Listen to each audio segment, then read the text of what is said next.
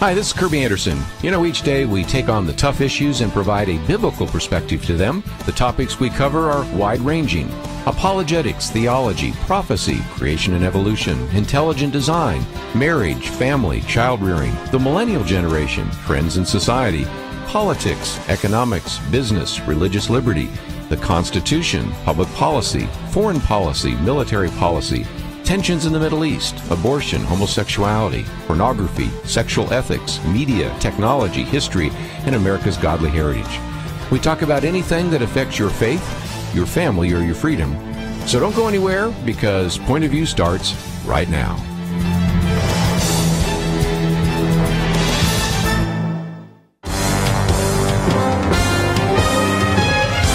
Across America, live. This is Point of View.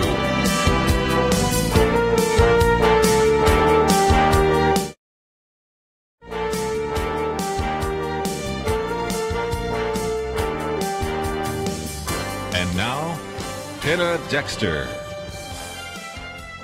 Thank you very much for joining us, ladies and gentlemen, for Point of View. I'm Penna Dexter, and because Kirby Anderson is at the Texas Republican Convention today, I'm sitting in the host chair.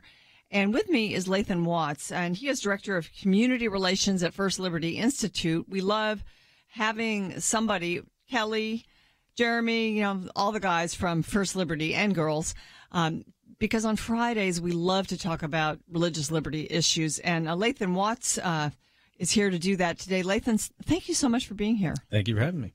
You know, I hadn't met you yet. I'd heard about you from everybody else here. But I wanted to just kind of get to know you a little bit and have our audience. I know that you've been on before, but maybe some people weren't listening or tuning in that day. So just tell me about, because I know you've been with First Liberty only about a year, and you were hired there as Director of Communication or Director of Community Relations. You are an attorney. What is that role? What are you doing for First Liberty? Well, thanks for having me again. And it is. I mean, it's a privilege to work there. It's definitely. I mean, it's my dream job. But that role is a new one for First Liberty.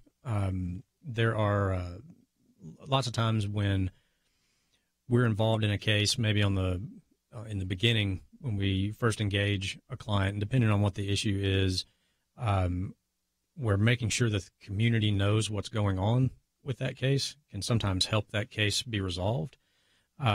So it can look, you know, that role can look differently depending on what's going on with the case. You have to know the community and the dynamic. Exactly. And depending, like, as I said, depending on what's going on in the case, that role can be going into the community and holding some meetings with people that are interested in what's going on and explaining to them what's happening and how they can help.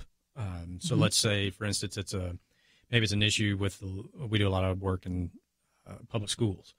So if it's an administrator's decision that's impacted some students' religious liberty, or a school board decision or something like that, letting the community know what's going on, they can sometimes help move things along. If they start contacting those elected school board members and saying, okay, you know, you need to meet with First Liberty, you need to resolve this.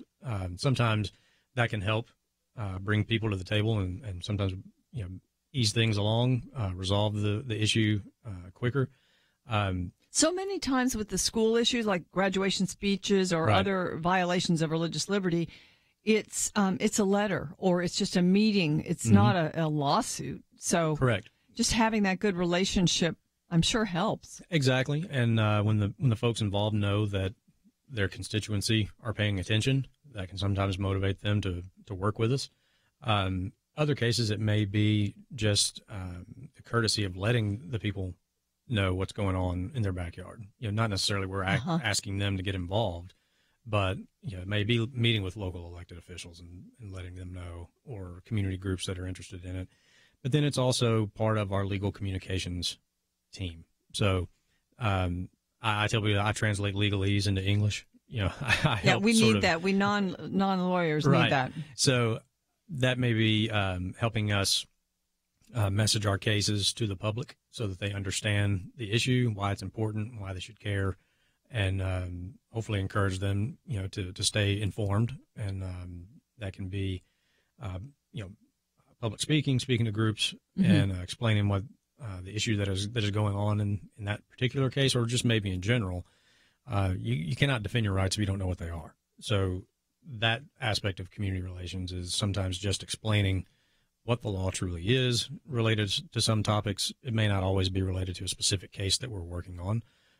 But if there is a specific case in that community, certainly we want them to understand why we're there, what we're doing, that it's not a guarantee that, just because we're involved that we're going to sue someone. There are ways to resolve things without always going to the courthouse. We can do that. We want to. Yeah. So what was, you went to law school, and you told me before the show you didn't even know about First Liberty then. What was what was in you that made you want to come work for an organization that was defending religious liberty? Well, thinking back, I was kind of that weird kid in fifth grade that watched the news and knew who the president was and just couldn't wait to vote. I knew even when I went to law school that I wanted, the reason that I was there was I wanted to help people, and I wanted to be an advocate for the rights that are guaranteed to us, that are endowed to us by our Creator. There's not always, just a huge market for brand new attorney who wants to go out and, solve the world's problems. So I first discovered First Liberty when we moved to Texas. I'm Texan by marriage. Texan marries a non-Texan. Welcome. The result is a new Texan, right? So went to a luncheon that First Liberty put on. I was very impressed. I was blown away by what they were doing. I thought this would be an absolutely fantastic place to work. I'm the kind of guy that needs a cause to get up and go to work for every day, which is what attracted me to the law in the first place. So I just sort of stayed in contact, just like most of our supporters do, keeping up with what they were doing. My career was mostly in the political world, public policy, which kind of transitioned into nonprofit associations and management, but always with a kind of a PR focus or public affairs focus. So when they created this new position, I was willing to sweep the floors. I told them if it gets me a foot in the door here, I just couldn't think of a cause that I wanted to work for more. Yeah, well, it sounds like you're doing great work there. And, I know that First Liberty, that's one of the strengths, I think, is they use the attorney, the top attorneys in the area where their clients are. And so they have that networking with the legal community. And now having a network with the community and with elected officials there, it just makes all the sense in the world. And it just sounds like something, very positive. So great. Well, I'm glad you're here with me. Thank you. And today, of course, well, first of all, we did an interview with Senator Ted Cruz yesterday. It was very short, and it was later in the show so that those of you listening in Dallas would have not heard it. So we're going to play that in the next segment. I just got to ask him a few questions, but it was fun to have him on, and I have a feeling since it's a pretty close race, his Senate race, surprisingly, in Texas, that the Democrat is doing fairly well. I think there's outside money coming in to defeat Ted Cruz and all of that. And there's a big effort also to make Texas blue. And I think they're talking a lot about that at the Texas Convention today in San Antonio. But so in the next segment, we'll have him on. We mostly talked about North Korea, and so we can chit-chat about that a little bit, Lathan. But what do you think about I guess I don't have time to ask you this question right now. Because I've had so much fun getting to know you a little bit here in the first segment. But ladies and gentlemen, next up we will hear that interview from Senator Cruz. And we're so glad you're with us today on our weekend edition. We have so much to talk about today, and we're going to get to it in the next segment. Before we do, you might want to go to our website, pointofview.net, and you can find out more about Lathan. His picture is there, and just a little bit of a bio. All the articles we'll discuss today are posted there as usual, so you'll be ready to use that tool. Stay with us. We'll be right back for more of Point of View.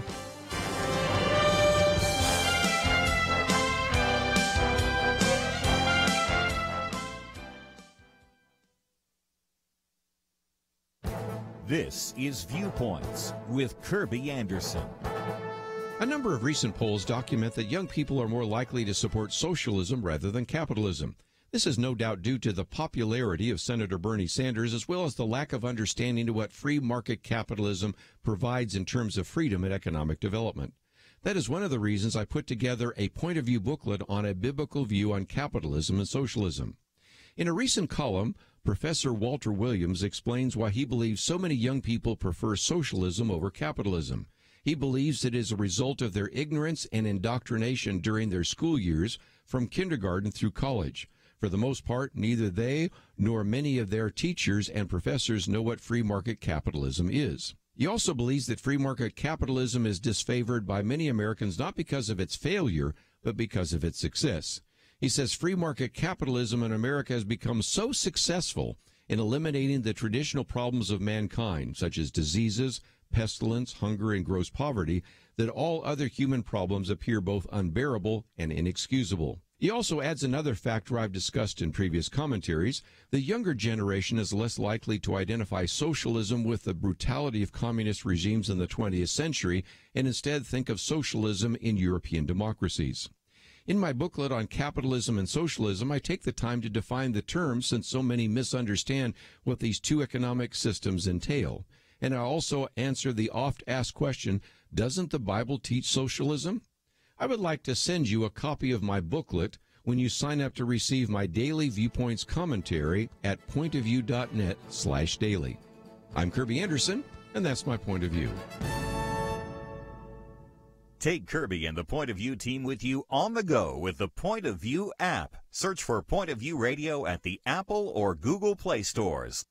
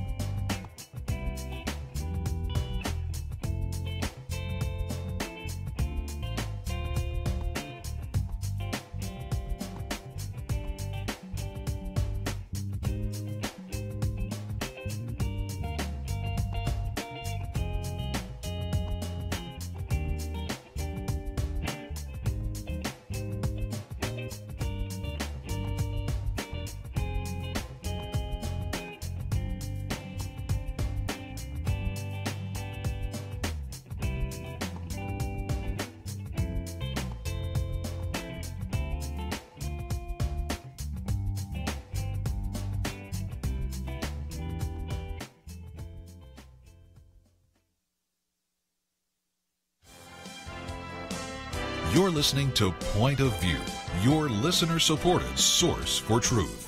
Well, I guess one of the biggest occurrences of this week was the summit in Singapore between the North Korean leader Kim Jong-un and Donald Trump. And so, I wanted to know, since we did get to interview Senator Ted Cruz yesterday, I wanted to know what his take on this was. And that's one of the questions that I asked him in our interview yesterday. Let's hear it. We are joined by U.S. Senator from Texas, Ted Cruz. Senator Cruz, thank you for joining us. Hey, Penna, great to be with you. Well, it's good to have you, and I know you've been very busy, and so have we, talking about all the things that have happened this week. So I'm just going to, since I don't have long with you, get right to it and ask you your thinking about what went on in Singapore this week. I mean, I think sometimes we have to look at something that's sort of hard to look at with two flags together and one leader of the free world and another leader of a brutal dictatorship. But is there something unprecedented and disruptive taking place there, in your opinion? Well, I think we should all approach the outcome of the summit and what Kim Jong-un is likely to do with deep skepticism. But that being said, we can surely be hopeful that this becomes a promising first step. I entered this summit with very deep skepticism because Kim, like his father and like his grandfather, has a many year history of lying over and over again, of making really the same empty promises to denuclearize, promises to stop developing nuclear weapons in exchange for billions of dollars in sanctions relief from the United States. And presidents of both parties have fallen for that ruse. And so I certainly urged President Trump before the summit the same empty promises that Kim has made in the past. Now, they came out of the summit with Kim signing an agreement, committing on the face of it to total denuclearization of North Korea. If that, in fact, happens, it would be historic. It would be groundbreaking. It would dramatically increase the national security of the United States. But what I've advised the president, Reagan, with regard to the Soviet Union, famously had a policy of trust but verify. What I've advised with North Korea is maybe don't even trust, just verify.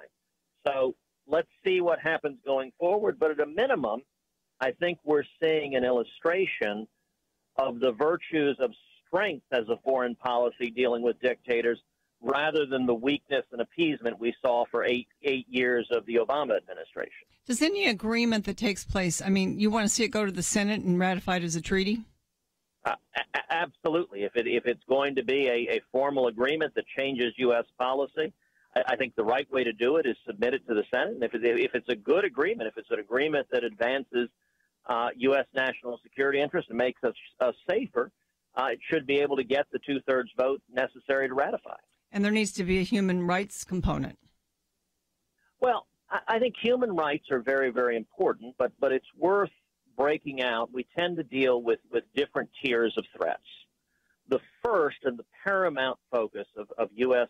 foreign policy should be direct threats to our national security, direct threats to murdering Americans and murdering our allies. And so if we had an agreement that eliminated North Korea's nuclear weapons, that eliminated their ICBM stockpile, that would be a groundbreaking agreement. That would be a very important agreement.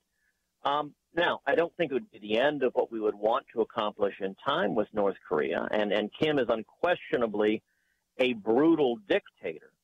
But we would certainly take an incremental improvement of getting rid of nuclear weapons if we could actually get that verifiably and be sure of it.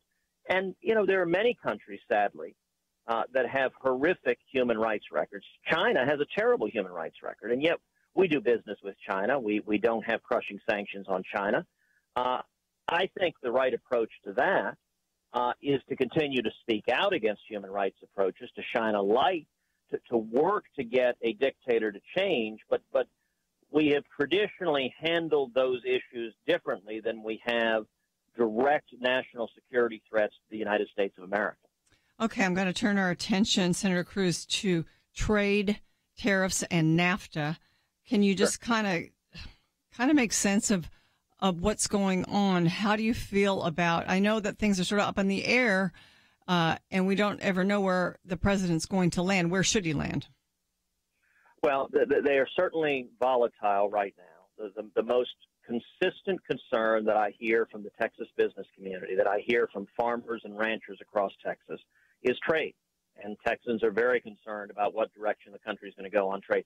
Texans are thrilled with the tax cut we passed in December of last year. They're thrilled with job-cutting, killing regulations being pulled back, but they're very concerned about trade. My view, let's take NAFTA renegotiation. NAFTA renegotiation could be a good thing or bad thing. If NAFTA renegotiation is used as a vehicle to open up the Mexican market, to open up the Canadian market, to expand international trade, that's a good thing. That's a good thing for Texas. It's a good thing for the country.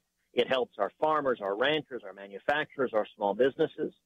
On the other hand, if NAFTA renegotiation is used to erect tariffs and barriers to the U.S. market to restrict trade, that's a bad thing. That will hurt Texans. It will hurt Americans. And so what I have done with the president is repeatedly urge the president of the administration to pursue the former path and not the latter. And I think the jury's out, Lathan, on whether he will pursue the former path and not the latter, whether or not he will come back to a reasonable policy. I tend to kind of guess that some of these tariffs are sort of a first step in negotiation on his part. And that, just just in a sense because he wants to change the equation and change the situation. I hope so. Because not that I'm a big I am a free trader, but I feel that in a sense, Donald Trump is right. There needs to be some changes in the equation, and he does things in a different way than other presidents have. That's for sure. Yeah, that may be the understatement of the hour right there. I think I agree with you, and I think the president is supremely competent in his own deal-making abilities and negotiating abilities. And I think we've seen so far that he approaches policy discussions, and whether that's foreign policy or relating to domestic policy and dealing with his own Congress, he approaches those things the way that he knows how, the way he has done his whole career, as a negotiation. And sometimes your opening statement in a negotiation is much bigger than what you want, or maybe just a ploy to bring that other side to the table and get finally down to the nuts and bolts of what it is that you really are after.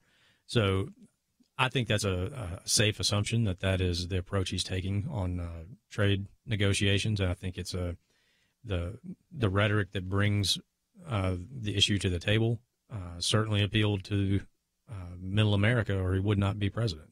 When Senator Cruz talks about Texas businesses that he talks, across the state, this whole watching these negotiations on the part of the president is not for the faint of heart, especially if you are a business that relies on trade. And I think, across the country, that's the period we're in. And as long as he's president, in a sense, that just may be our new normal for a while. But in the long run, I think it brings us into a good position. We still have the tax cuts and other ways, the deregulation to increase prosperity in the country, and it's already working so quickly. And, of course, a lot of people are saying, well, you're going to undo all the good that you did if you impose tariffs and if you restrict trade. And I think the president does understand how all of that works, but he also has a whole constituency that he is helped elect him, and that was displaced and hurt. And it's not necessarily that we're going to bring back obsolete jobs, but he does want to make things better for that sector of the electorate and of the population. So anyway, it was a very interesting interview with Ted Cruz, and I want to get on to some issues of religious liberty today because we've got one of the experts here in the studio.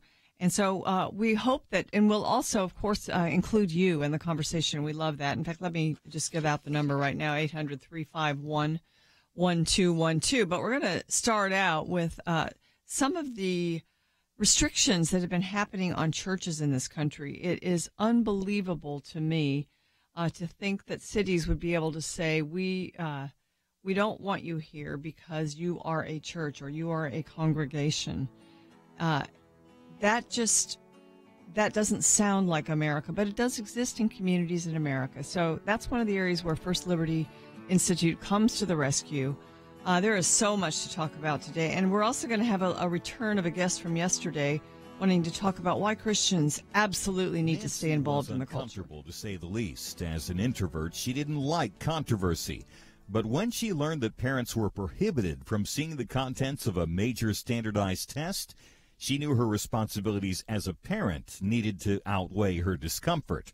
Her daughter turned out to be the only student in her district to opt out of the test, and one of just a handful in the entire state of Texas. But she stood her ground, and the next year, Point of View helped her unite with other parents to make a difference for their children.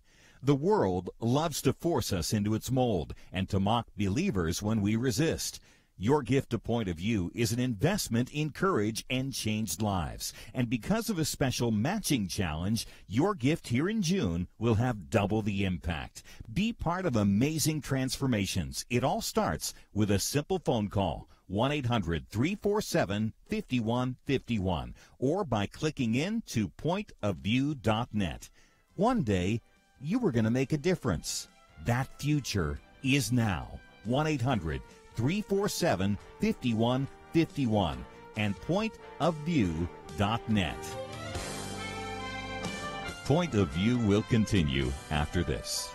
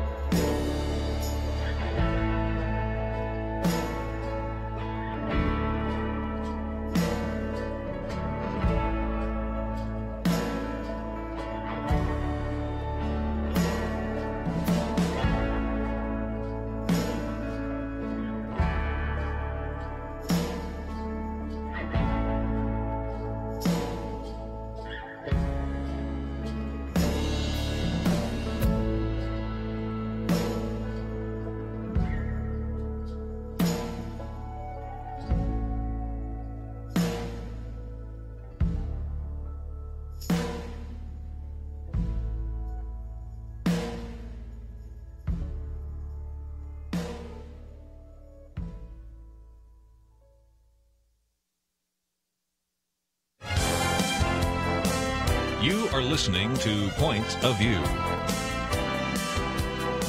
The opinions expressed on Point of View do not necessarily reflect the views of the management or staff of this station. And now, here again, is Penna Dexter.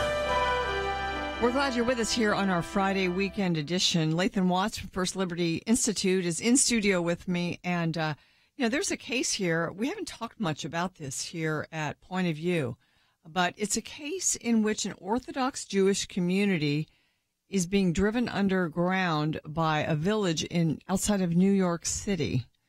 And they're your client. I am amazed because, number one, it just seems like there are a lot of Orthodox Jews in that area of the country, and I had no idea of the discrimination that was taking place. It has been actually for a long time.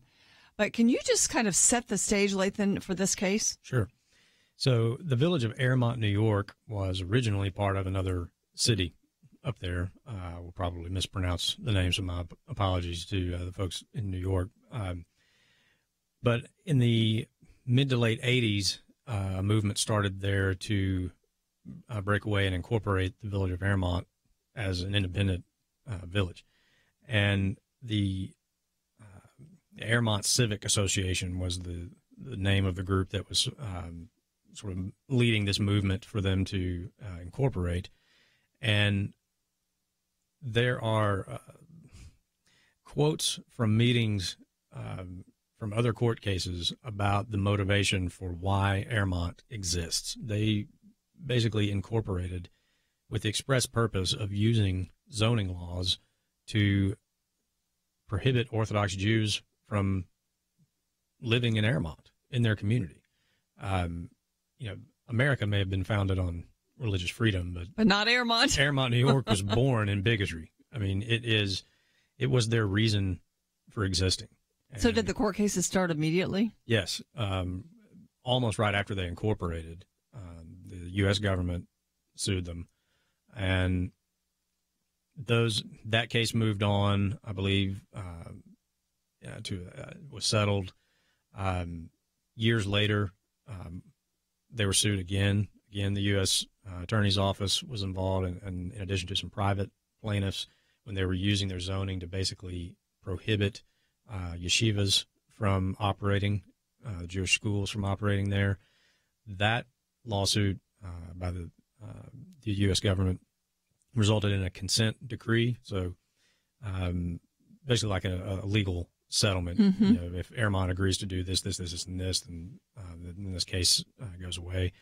That consent decree went up to 2015 and then expired, and they basically went right back to doing what they had been doing before, using zoning and other city ordinances to make it very, very difficult on the Orthodox Jewish community that lived there.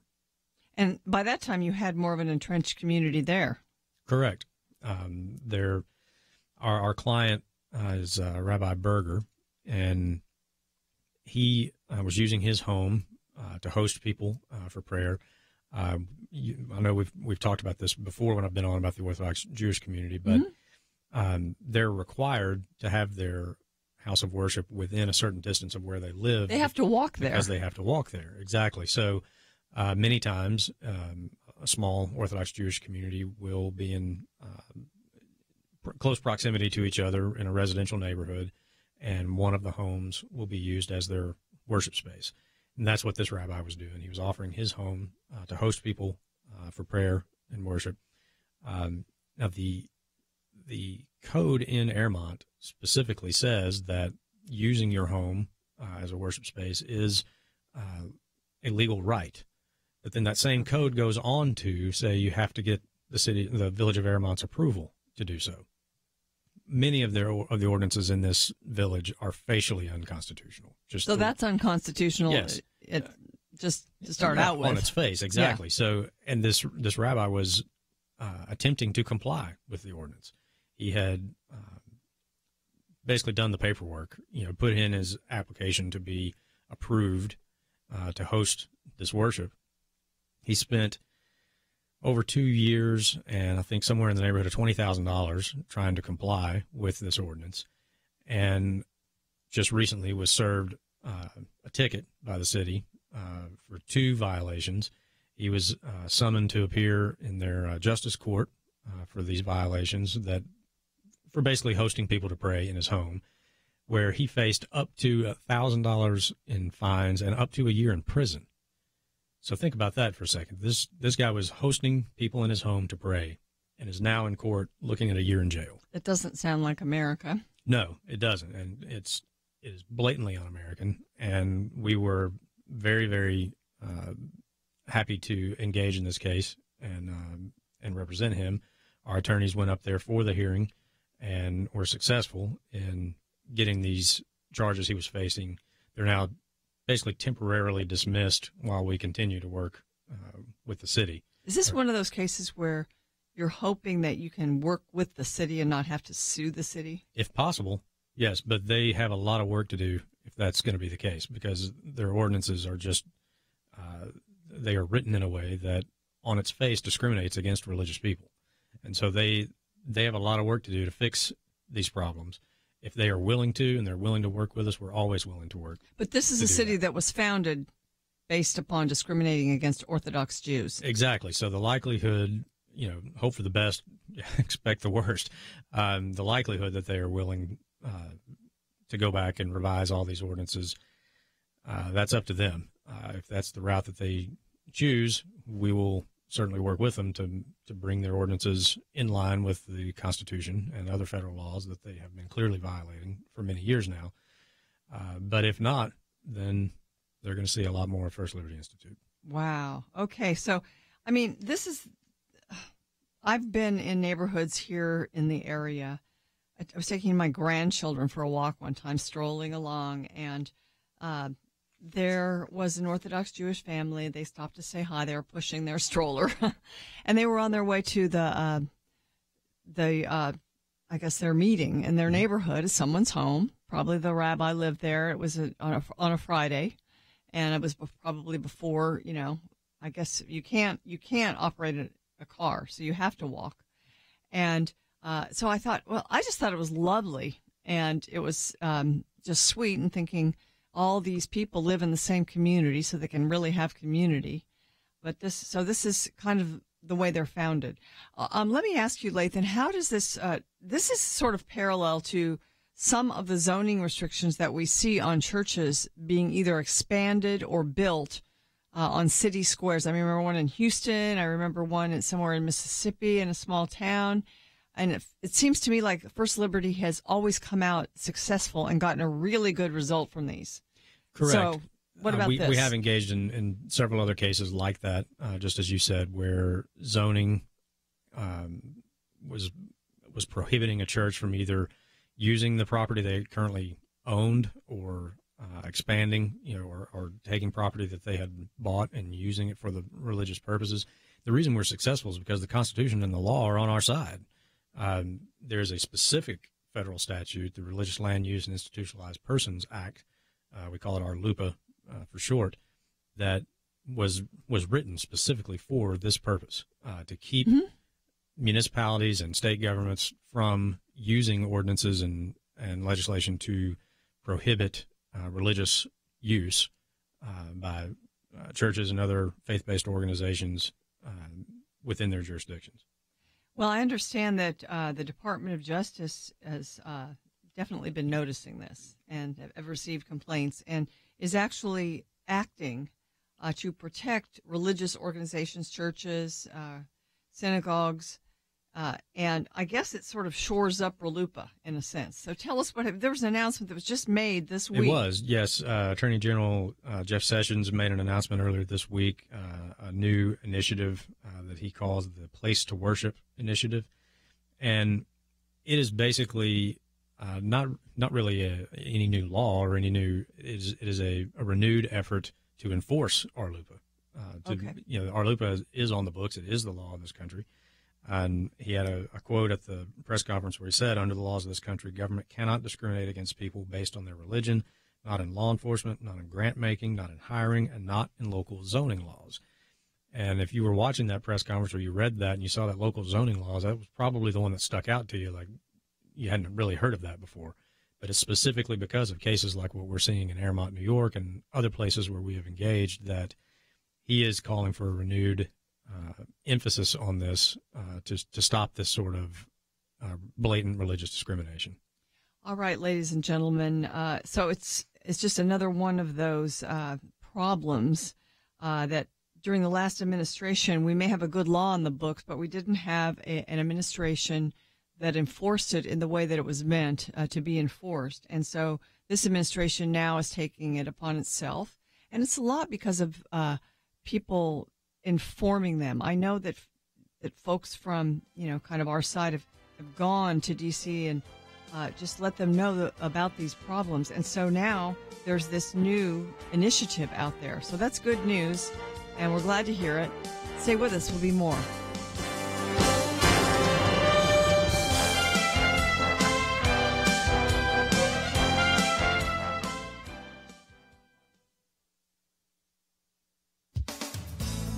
The Colorado cake baker won his case at the U.S. Supreme Court, but was the 7-2 ruling only for him? His attorney, Kristen Wagoner, says Jack Phillips is not the only winner. She wrote in the Washington Post that many other artists who share Phillips' religious belief will benefit from the decision. David Cole, the ACLU lawyer who represented the homosexual couple who requested that Phillips design their wedding cake, says, "We lost a battle, but won the war." He said this because the opinion turned on the court's determination that the Colorado Civil Rights Commission had not been neutral, but instead expressed hostility toward Jack Phillips' religious beliefs when it decided it could force him to either create wedding cakes for same-sex marriages or give up wedding cake design work altogether. Columnist George Will attributes the 7-2 ruling for the baker to loose lips, those of several of the Colorado Civil Rights Commissioners who manifested animus regarding the baker's religious beliefs. During his hearing before them, the Supreme Court ruled that the state may not punish Masterpiece Cake Shop for refusing to bake this cake, but the opinion did not articulate a First Amendment right for wedding vendors or other religious businesses to refuse service because of their religious convictions. Justice Anthony Kennedy wrote the opinion. In it, he states, the court's precedents make clear that the baker, in his capacity as the owner of a business serving the public, might have his right to the free exercise of religion limited by generally applicable laws. What about free speech? Asked Justice Clarence Thomas in a separate opinion. The majority opinion doesn't address it. Writing at National Review, attorney David French describes this ruling as either a bullet dodged or victory delayed. There are more wedding vendor cases in the pipeline. Let's hope and pray the Masterpiece opinion paves the way for a better case before a potentially better court. For Point of View, I'm Penna Dexter.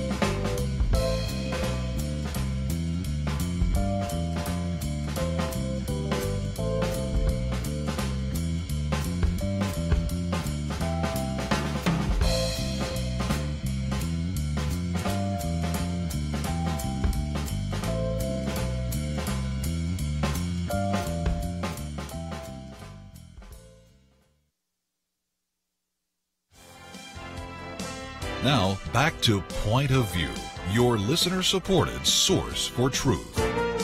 Thanks for sticking with us. I'm Penna Dexter. Lathan Watts from First Liberty Institute is in studio with me. It's your Friday weekend edition. And, the big news, of course, in the recent days is the Masterpiece Cake Shop ruling. And it was a victory for Jack Phillips, the baker, and we're so glad to see that. And it's a happy outcome for him.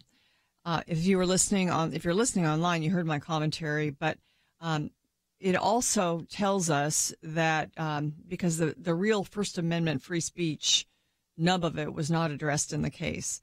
And, Lathan, in a sense, we expected that. And it was a typical, as you mentioned to me earlier, Anthony Kennedy type of opinion, wasn't it? It was. Clarence Thomas did raise the free speech question in his opinion, but he pointed out that it really had not been addressed by the majority opinion, the controlling opinion. And frankly, I think that's why you got a 7-2. If they had gone, to the much bigger issue, I don't know that you certainly, I would not predict you get 7. You might not even get 5, or might go 5-4, the wrong way. So I think that is why the decision is written the way that it is. And I think that's Justice Kennedy being Justice Kennedy. But we're certainly grateful that it came out the way that it did. I think that was about as good a decision and good as could be expected with this court. So there was an article that came out very quickly. U.S. Supreme Court may soon take the case of Christian florists sued for rejecting gay wedding. That was the Barronelle Stutzman case in Washington. That's another case that is being taken care of by Alliance Defending Freedom. I think that's wishful thinking on whoever's part said that, because that case is a lot like this one. But you guys have a case. First Liberty has the Klein case. Aaron and Melissa Klein is such a compelling case. And so what are the similarities and differences? Is that a case that possibly the Supreme Court could take to advance sort of this body of law and protect free speech and for these wedding vendors? Well, we hope so. There are a lot of similarities with Masterpiece. I mean, they are bakers. They were asked to do a cake that they could not do. They had served the client previously. They did not, refuse to serve the couple. They just explained to them why they couldn't be a part of the wedding. They were brought before a very similar type organization in Oregon that Jack was brought before in Colorado, state of Oregon. And that acted really just as hateful, if not more hateful. Exactly. Some of the comments that some of the commissioners in Oregon made were every bit as despicable, frankly, as the ones in Colorado. Which that were despicable. I mean, they basically used that about Jack Phillips' religion. They did. And our clients, the Kleins, were actually fined $135,000. They called it something else, but it's basically a fine of $135,000. They put them out of business. That's one of the things that does sort of differentiate it a little bit from Masterpiece, in that Jack, thankfully, was still able to operate his business. He just didn't make wedding cakes. Exactly. And he, not that his business didn't suffer, but he was still able to keep his doors open. The Kleins were put completely out of business by the state of Oregon. And I think that does sort of distinguish it a little bit. And I don't know if that would be a factor that would weigh on the Supreme Court if they were asked to take that case. That will depend, since their case is before the Oregon State Supreme Court. Now, after Masterpiece, a lot of what will happen for the Kleins will depend on what the Oregon State Supreme Court does. If they follow the precedent that's just come out because of the Masterpiece case, then the Kleins should be made whole. This never should have happened to them, and if they followed that Masterpiece line of thinking, then our clients should win. It's impossible to predict what any court is going to do. If they don't, if they uphold what happened to Aaron and Melissa Klein, then yes, we'll be looking, for another court to take this to. I don't know if that eventually, becomes the Supreme Court. Can you tell me how that works? I mean, because first of all, it's gone all the way up to the Oregon Supreme Court, and then does it start back in the local federal court? It would depend on what. That sounds like a lawyer. It depends. Yeah. But it would depend on what the decision from the Oregon State Supreme Court actually was, and then what issues we would be raising for a federal court to take a look at. Now, obviously, after Masterpiece, we'd be arguing, look, there is binding Supreme Court precedent that applies to this situation that Oregon did not follow, if that's what happened. And so we would take that to the federal level to appeal that. Now, Oregon sits in the Ninth Circuit. We all know about the Ninth Circuit. Ninth Circus, according to some, most overturned circuit in the country. Same circuit our other client, Coach Joe Kennedy, has been dealing with. So you can't ever predict exactly what courts are going to do, but we're hopeful for the Kleins that the Masterpiece decision will have some influence and they finally see some justice. Well, speaking of Coach Kennedy, because one of the things that's, I think, unique about this moment for the country, but also for First Liberty, is you have so many cases that could actually end up at the Supreme Court. Exactly. And one is the Klein case. Another is the Coach Joe Kennedy case. And most Americans know about the case. Even Donald Trump has mentioned the case. Where does that stand right now? We will be filing a cert petition to the Supreme Court on behalf of Joe Kennedy by the end of this month. Wow. We'll file our petition to the Supreme Court. We have a deadline to meet, so that deadline's approaching. We'll be filing with the Supreme Court in his case and also the Bladensburg World War I memorial case. Wow. So then does it take them months to consider that? Usually, I mean, the Supreme Court can kind of do what the Supreme Court wants to do. So we all have to wait and see. We have some cases that we're waiting on right now to see if they're going to grant our cert petition, and we just have to check the list every week and see what they did with it, if they relisted it to discuss again, or if they put it on the cert granted list, or they put it on the cert denied list. As long as it is not on the cert denied list, there's still hope. Ladies and gentlemen, you have to be glad that there's an organization like First Liberty Institute that it doesn't really, in a sense, whether we're in a very liberal moment with a liberal administration, whether we have a more conservative administration who's protective of religious liberty as we have now, we still need the expertise of people who understand the Constitution and know how to defend it. And so First Liberty is there doing that. It's nice to be able to report happy news that the Department of Justice is actually going to make it easier to enforce laws that protect religious liberty. And so that is happening. And, we may see even more coming out. We also know that in the Department of Health and Human Services, we have people who are defending people's conscience rights because in this administration, there's an understanding that's necessary. So this is good news, and we have to applaud it and thank God for it. Well, ladies and gentlemen, I just want to mention our website, pointofview.net, and you can find out. You can click through to First Liberty Institute or just go to firstlibertyinstitute.org, firstliberty.org, Yep. and find out about all their. It's a beautiful website, and you can find out about all of their efforts, matters, cases, and just sometimes they post good articles and stories about religious liberty. So do that. We have a donate button at pointofview.net. We need, actually, the gifts of listeners are what sustain us. And this is our fiscal year end is coming up, the end of the month. So we'd ask that you would help us and stay with us. We'll be back after these messages.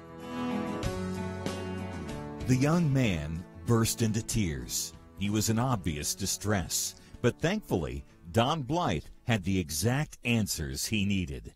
God took a chance encounter in a restaurant bathroom of all places and turned it into a divine appointment that forever impacted a young couple and saved the life of their unborn child.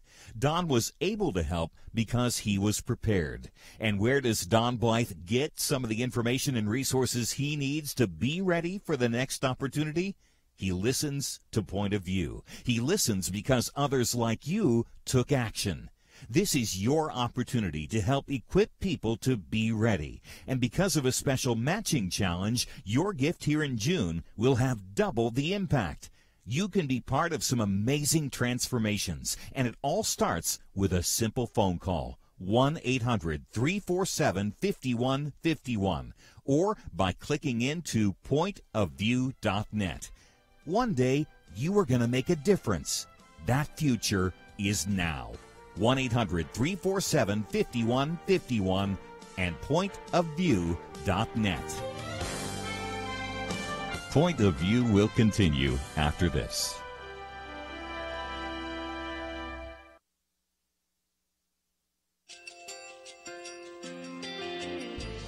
I just want to thank you so much for all the wonderful programming you have. You're just absolutely fantastic. I recently started listening to Point of View, and I really found it interesting because of the different subjects you cover. Thank you for that. I really appreciate everything that you do in keeping us informed. Thank you, Kirby, for everything that you have been doing. I appreciate all the work that you're doing, advocating for the Word of God. Thank you so much. Point of View, I think, is absolutely necessary because it's a Christian perspective, a biblical worldview perspective, and receive very current, up-to-date information about what is really going on, week to week in our culture, which is changing so rapidly, and yet it's morally sliding backwards. Yeah, I'm just, first of all, I thank you guys. Y'all's program is wonderful, and enjoy it every day. I learn so much every time I listen to it. Point of View Radio Talk Show.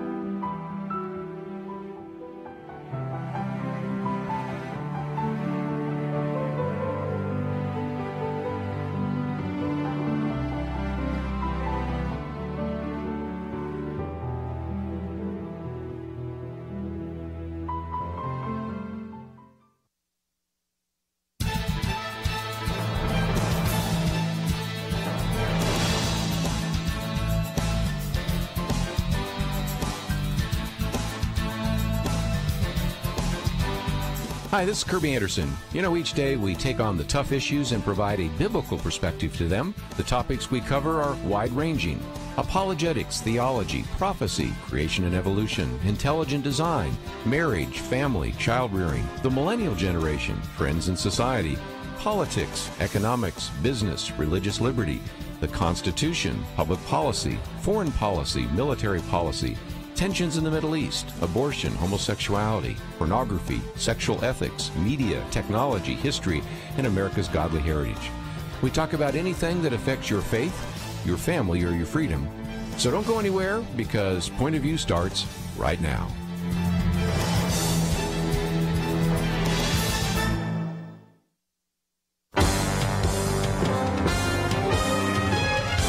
Across America, live. This is Point of View.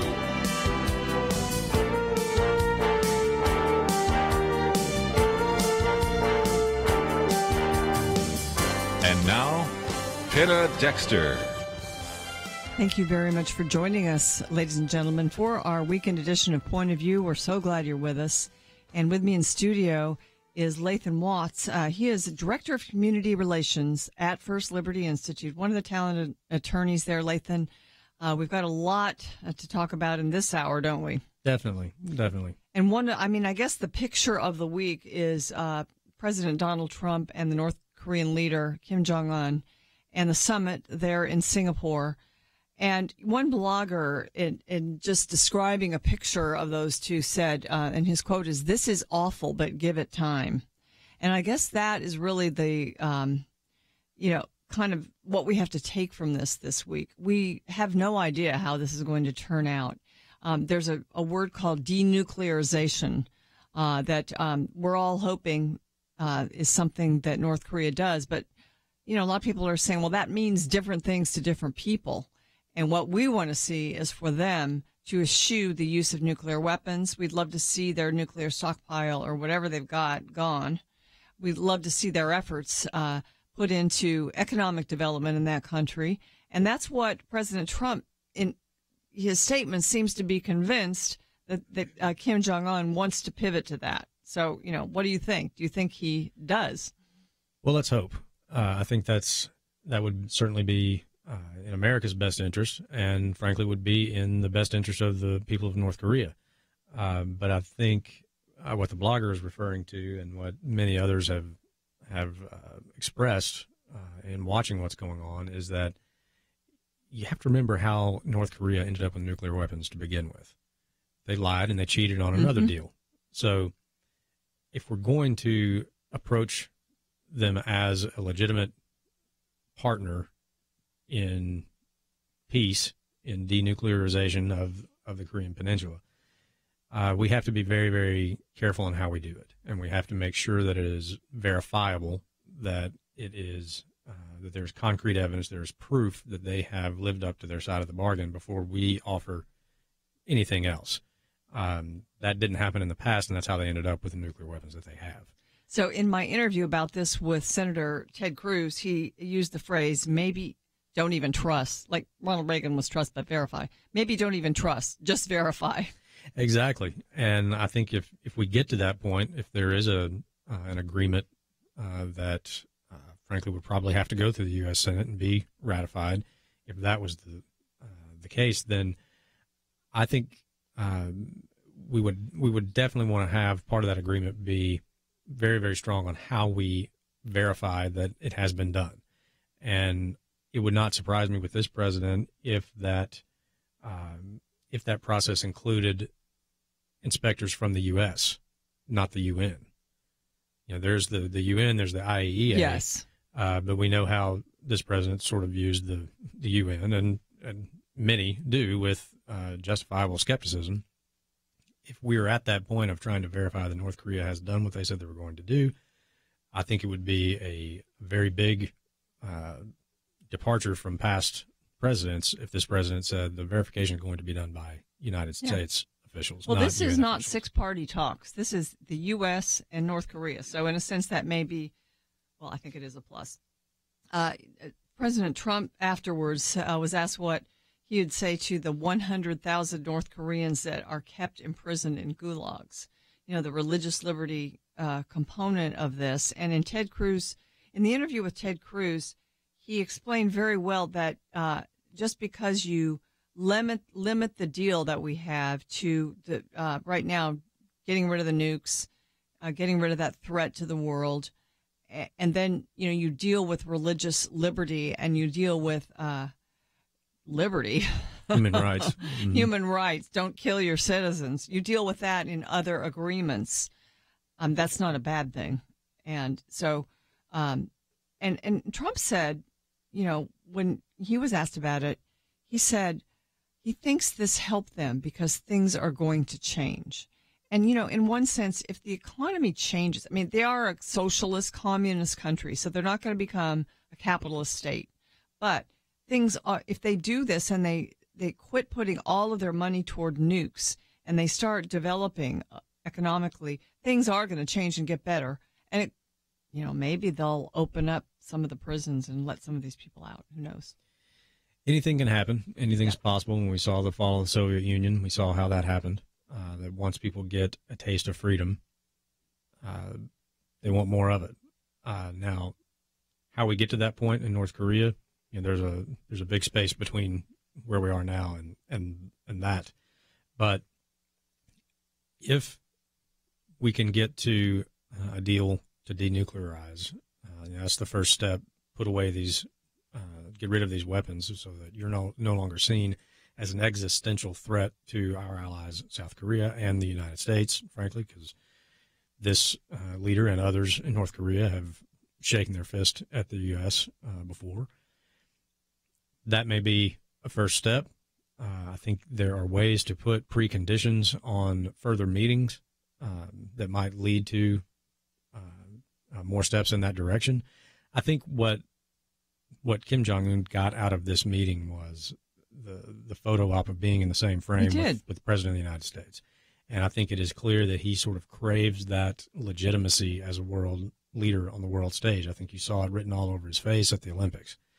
And I think there's an opportunity for President Trump, if he wants more of that, if he wants more meetings with the U.S., if he wants to be invited to the White House, or he wants to invite our president to his country, there's a way for our foreign policy experts, our Secretary of State, the president, all of those people to put conditions on that, to say, okay, you are not going to be treated this way until this happens. XYZ, verified, documented. You have started the process of destroying your nuclear weapons. Then we'll talk, but you need to know when we talk, we're going to talk about the next step in the process. We're going to talk about how are you going to start instituting reforms in your country.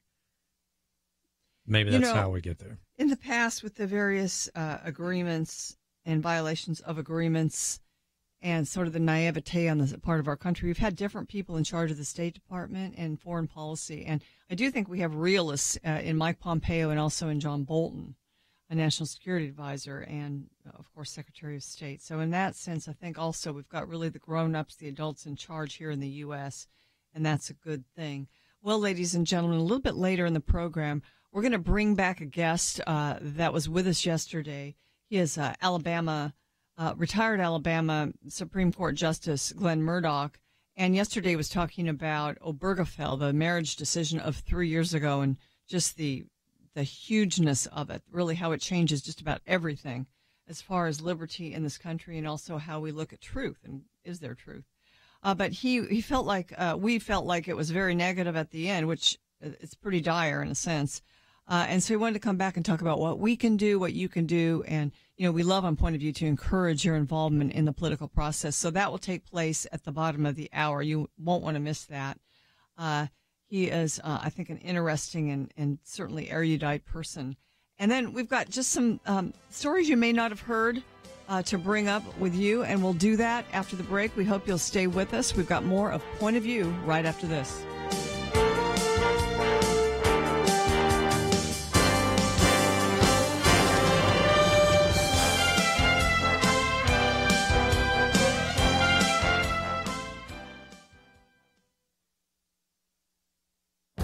This is Viewpoints with Kirby Anderson.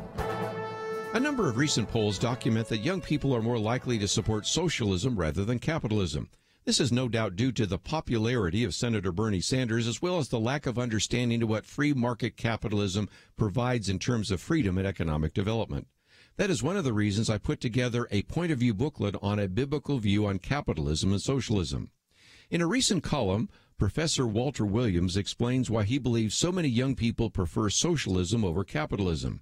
He believes it is a result of their ignorance and indoctrination during their school years from kindergarten through college. For the most part, neither they nor many of their teachers and professors know what free market capitalism is. He also believes that free market capitalism is disfavored by many Americans not because of its failure, but because of its success. He says free market capitalism in America has become so successful in eliminating the traditional problems of mankind, such as diseases, pestilence, hunger, and gross poverty, that all other human problems appear both unbearable and inexcusable. He also adds another factor I've discussed in previous commentaries. The younger generation is less likely to identify socialism with the brutality of communist regimes in the 20th century and instead think of socialism in European democracies. In my booklet on capitalism and socialism, I take the time to define the terms since so many misunderstand what these two economic systems entail. And I also answer the oft-asked question, doesn't the Bible teach socialism? I would like to send you a copy of my booklet when you sign up to receive my daily Viewpoints commentary at pointofview.net/daily. I'm Kirby Anderson, and that's my point of view. Take Kirby and the Point of View team with you on the go with the Point of View app. Search for Point of View Radio at the Apple or Google Play stores.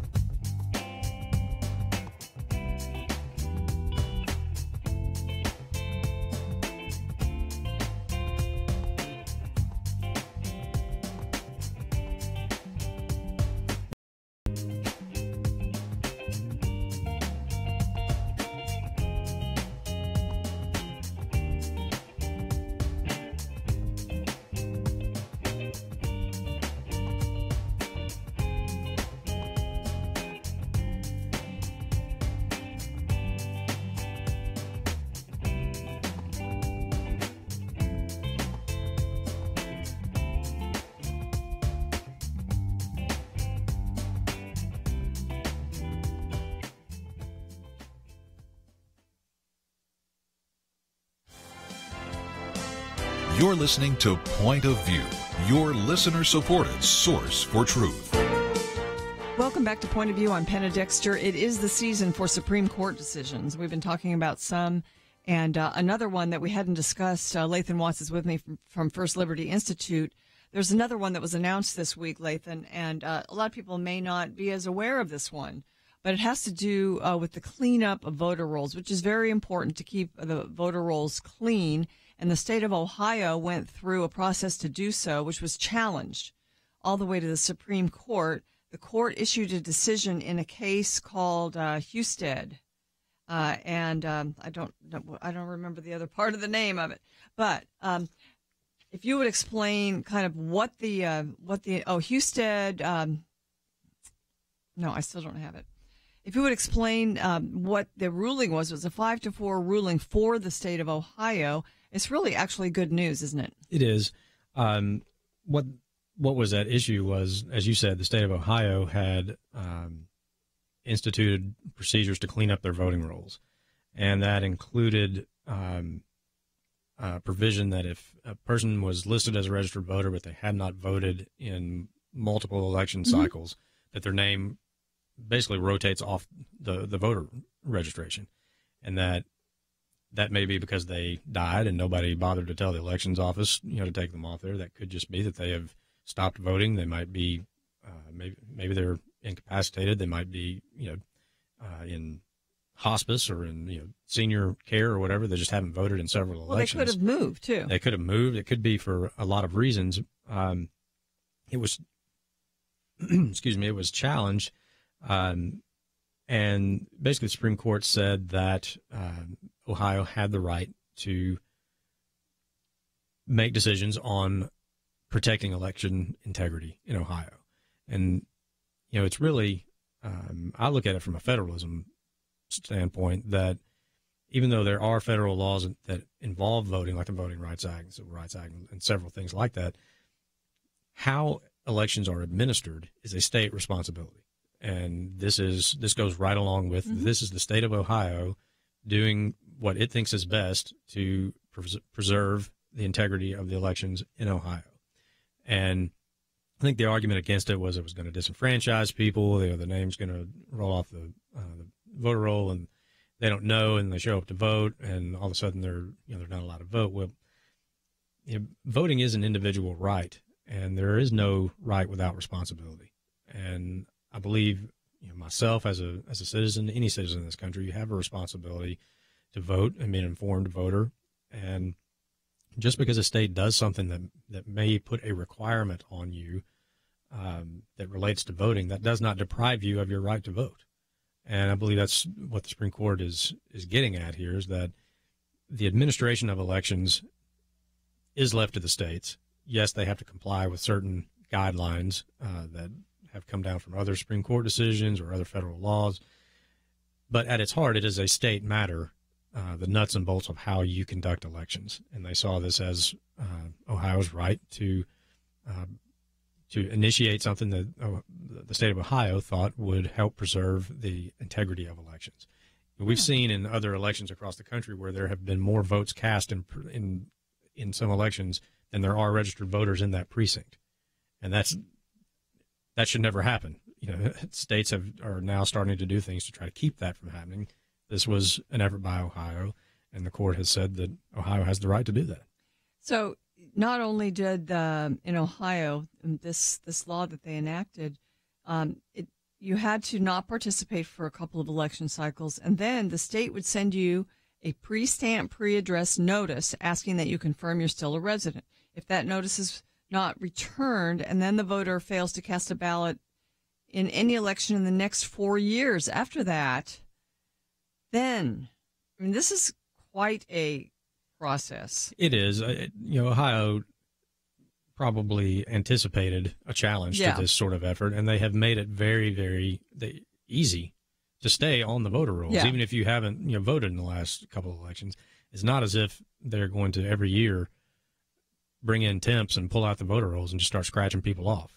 Hey, this guy didn't vote, he's out. This guy didn't vote, he's out. That's not what was happening. It's a very lengthy process before a name actually goes off the rolls. And they, as you said, they send you a form that all you have to do is check the box and send it back, and you will stay on the voter rolls.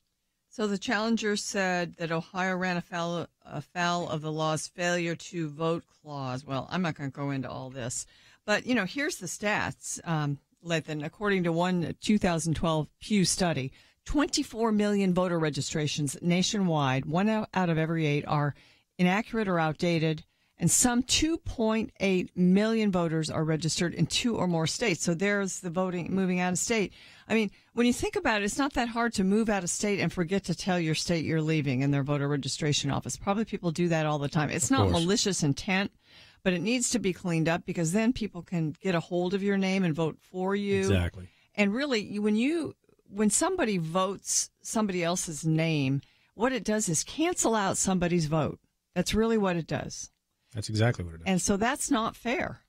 It's not, and it casts doubt on the validity of an election.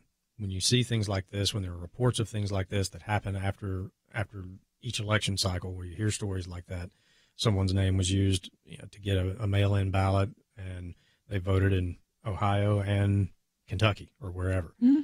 It casts doubt on the validity of elections. We see that going on right now with people still casting doubt on the validity of the most recent presidential election, and it is harmful to our republic. Elections are the essential part of what makes America America. We choose our leaders here. We have a voice in who governs us. And when anything happens that casts doubt on that process, we lose something in America. And it's something that's very hard to get back. Anytime trust is broken, it's always harder to reestablish trust.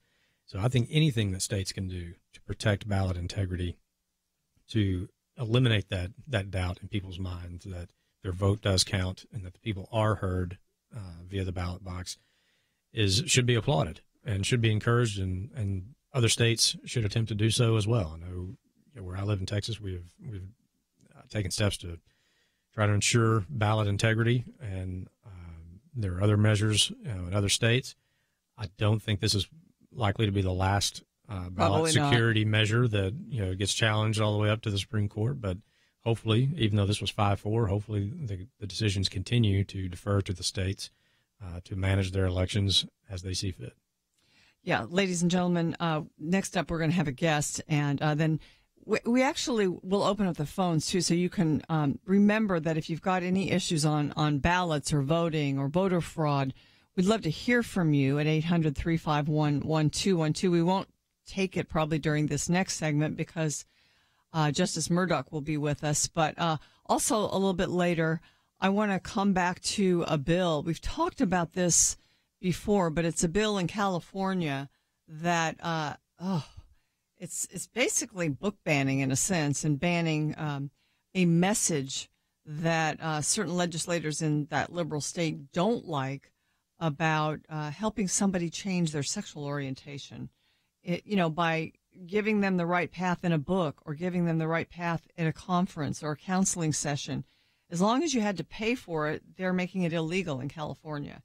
And it's already passed out of a Senate. It's passed the House in California, or the Assembly, and it's passed out of the California Senate committee and is now going to the full Senate in California. And I mean, I just don't, the legislators there are so liberal. And then you certainly have a governor who will most explicitly sign that. So we're going to talk a little bit more about it because Stephanie Taub, who is actually affiliated with First Liberty Institute, has a piece at National Review. She wrote about it. And to me, this is very disturbing censorship taking place in California, which, bashing California, I am allowed to do it because I grew up there. I'm from California, and I'm now a transplanted Texan. But you can read that article. We've posted it at pointofview.net along with all the other articles we're going to discuss today. So I want to send you there during this break or whenever you can so that you can find out about all of our guests. And also, I just want to mention that it's an opportunity for you to make a gift to Point of View. And we would love to have you do so. I love to ask for that because you get to participate in this broadcast. You can't come here and be behind the microphones. I mean, we'd love to have you all in here, but we can't do that. But we can ask you to be part of our team by just really digging down and making the most generous gift that you can to help us broadcast. That's how we do it. We don't have sponsors. We don't have corporations helping us do this. Instead, we ask you to help. And you're the ones that we're seeking to inform and equip. And so we'd love to see your participation in that. Well, next up, as I mentioned, we will have Justice Glenn Murdock back with us. He is retired just back in January, and he's got a lot to say, so stay with us. Nancy was uncomfortable, to say the least. As an introvert, she didn't like controversy. But when she learned that parents were prohibited from seeing the contents of a major standardized test, she knew her responsibilities as a parent needed to outweigh her discomfort. Her daughter turned out to be the only student in her district to opt out of the test, and one of just a handful in the entire state of Texas. But she stood her ground, and the next year, Point of View helped her unite with other parents to make a difference for their children. The world loves to force us into its mold and to mock believers when we resist. Your gift to Point of View is an investment in courage and changed lives. And because of a special matching challenge, your gift here in June will have double the impact. Be part of amazing transformations. It all starts with a simple phone call, 1-800-347-5151, or by clicking in to pointofview.net. One day, you were going to make a difference. That future is now. 1-800-347-5151 and pointofview.net. Point of View will continue after this.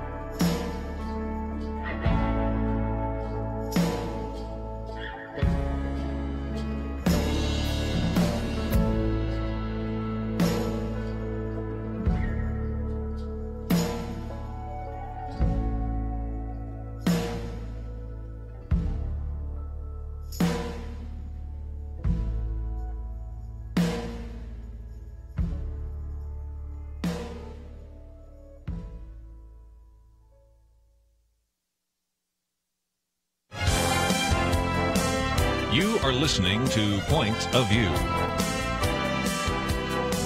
The opinions expressed on Point of View do not necessarily reflect the views of the management or staff of this station. And now, here again, is Penna Dexter. Lathan Watts is also in studio with me. He is with First Liberty Institute, and this is your Friday weekend edition. We're recapping the week, and also we love to major on religious liberty on Fridays, and we are doing that, and we're going to continue to do that with our next guest. He is Justice Glenn Murdock. He is retired from the Alabama Supreme Court, and he just retired in January. He did so. He felt God's call to just do other things to influence the culture. He speaks. He has spoken at a couple of National Day of Prayers, even the one in D.C., and he's thinking about possibly running for the U.S. Senate seat. That seat vacated, of course, by Jeff Sessions and actually held by a Democrat right now, but a lot of people think that should not be for long. So that is something to discuss with him. But Justice Murdock, thank you so much for coming back. Justice Murdock was with us yesterday.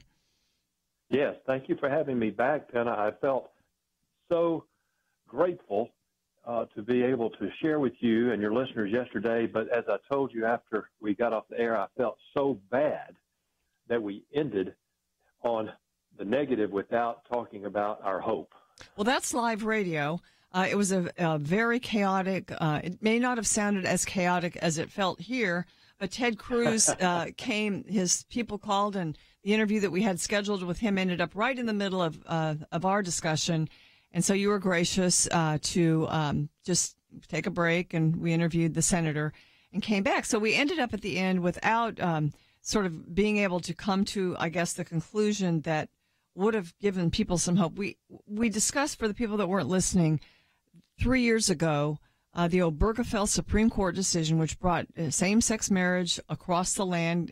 No state can make it illegal, and how devastating that really is to liberty and truth. And you gave a beautiful presentation of that. It was helpful, I think, to understand. So we ended up, and even my words were, they were in a very dark place. And we are in a dark place in one sense. But then when I talk with Lathan, who's here in studio with me, when I think about groups like First Liberty, when I think about people who are active and involved and care about the culture, I remember that, we still have hope. And I think that's what you think too. But I want to just get your take on, because sometimes you can also get ready to give up. And there are some Christians who advocate that, but you are not on that page, are you? No, but I'm not. But I do understand. I mean, the people you talk about, and so many of your listeners grew up in what Robert George calls the Palm Sunday days of America.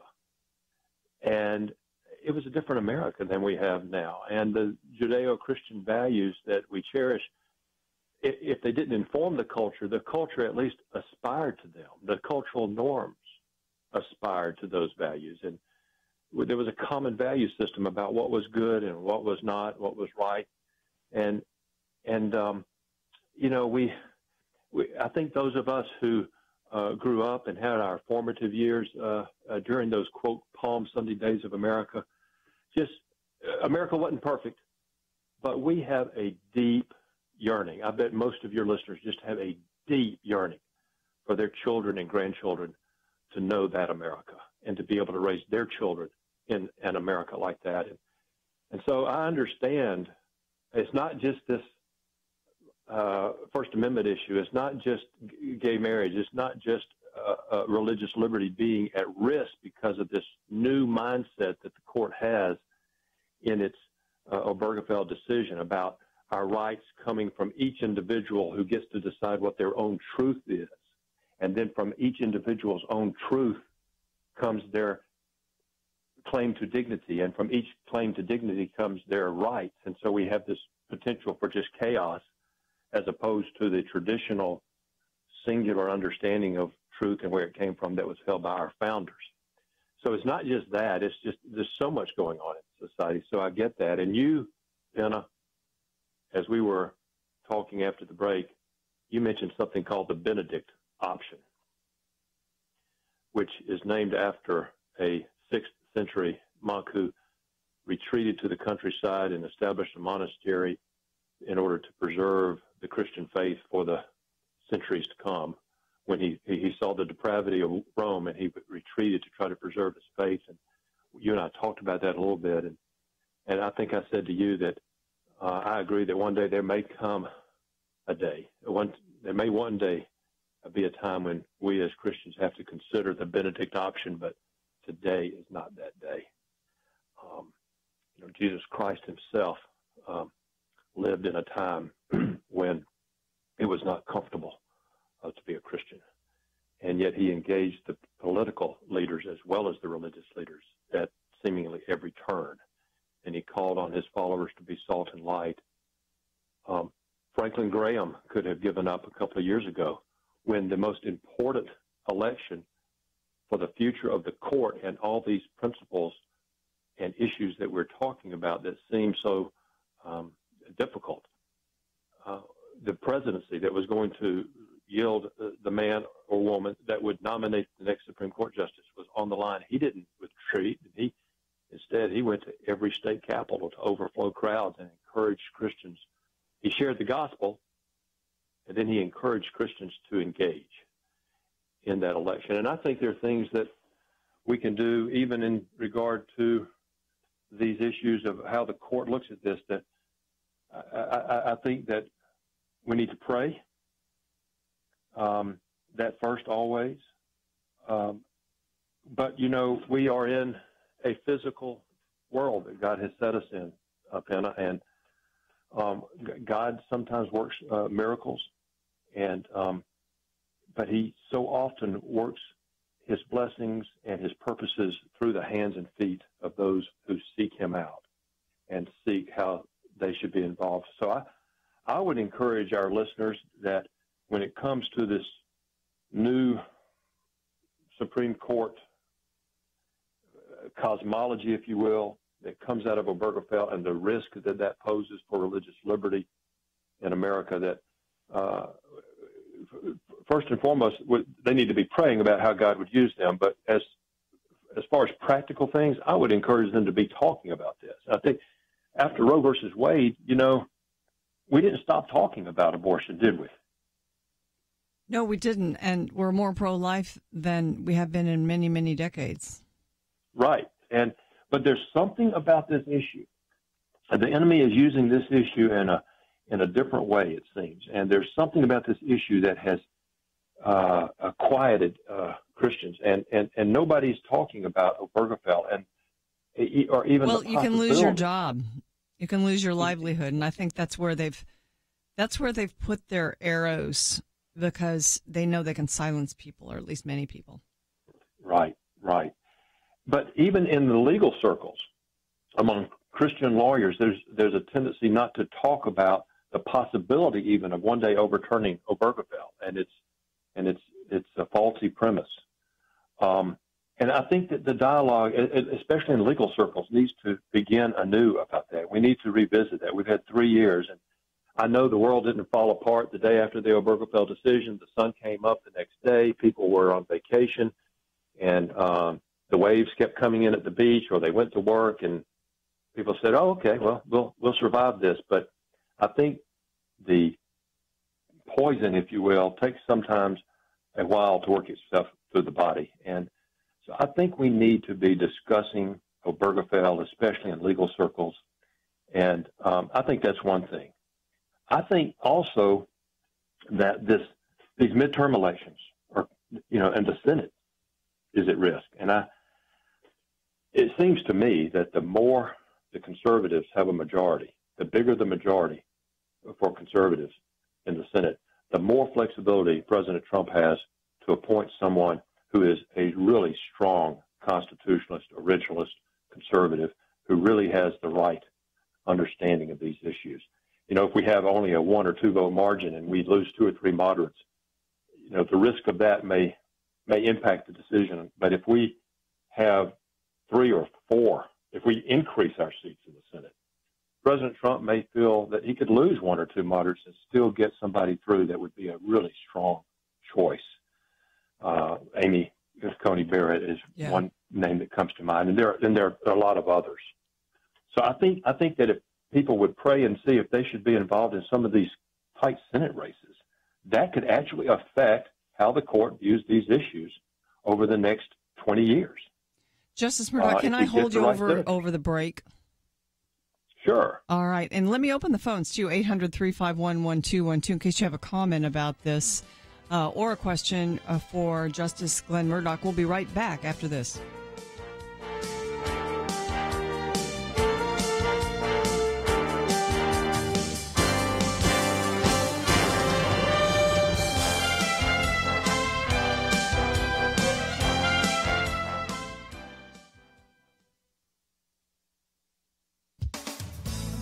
The Colorado cake baker won his case at the U.S. Supreme Court, but was the 7-2 ruling only for him? His attorney, Kristen Wagoner, says Jack Phillips is not the only winner. She wrote in the Washington Post that many other artists who share Phillips' religious belief will benefit from the decision. David Cole, the ACLU lawyer who represented the homosexual couple who requested that Phillips design their wedding cake, says, "We lost a battle, but won the war."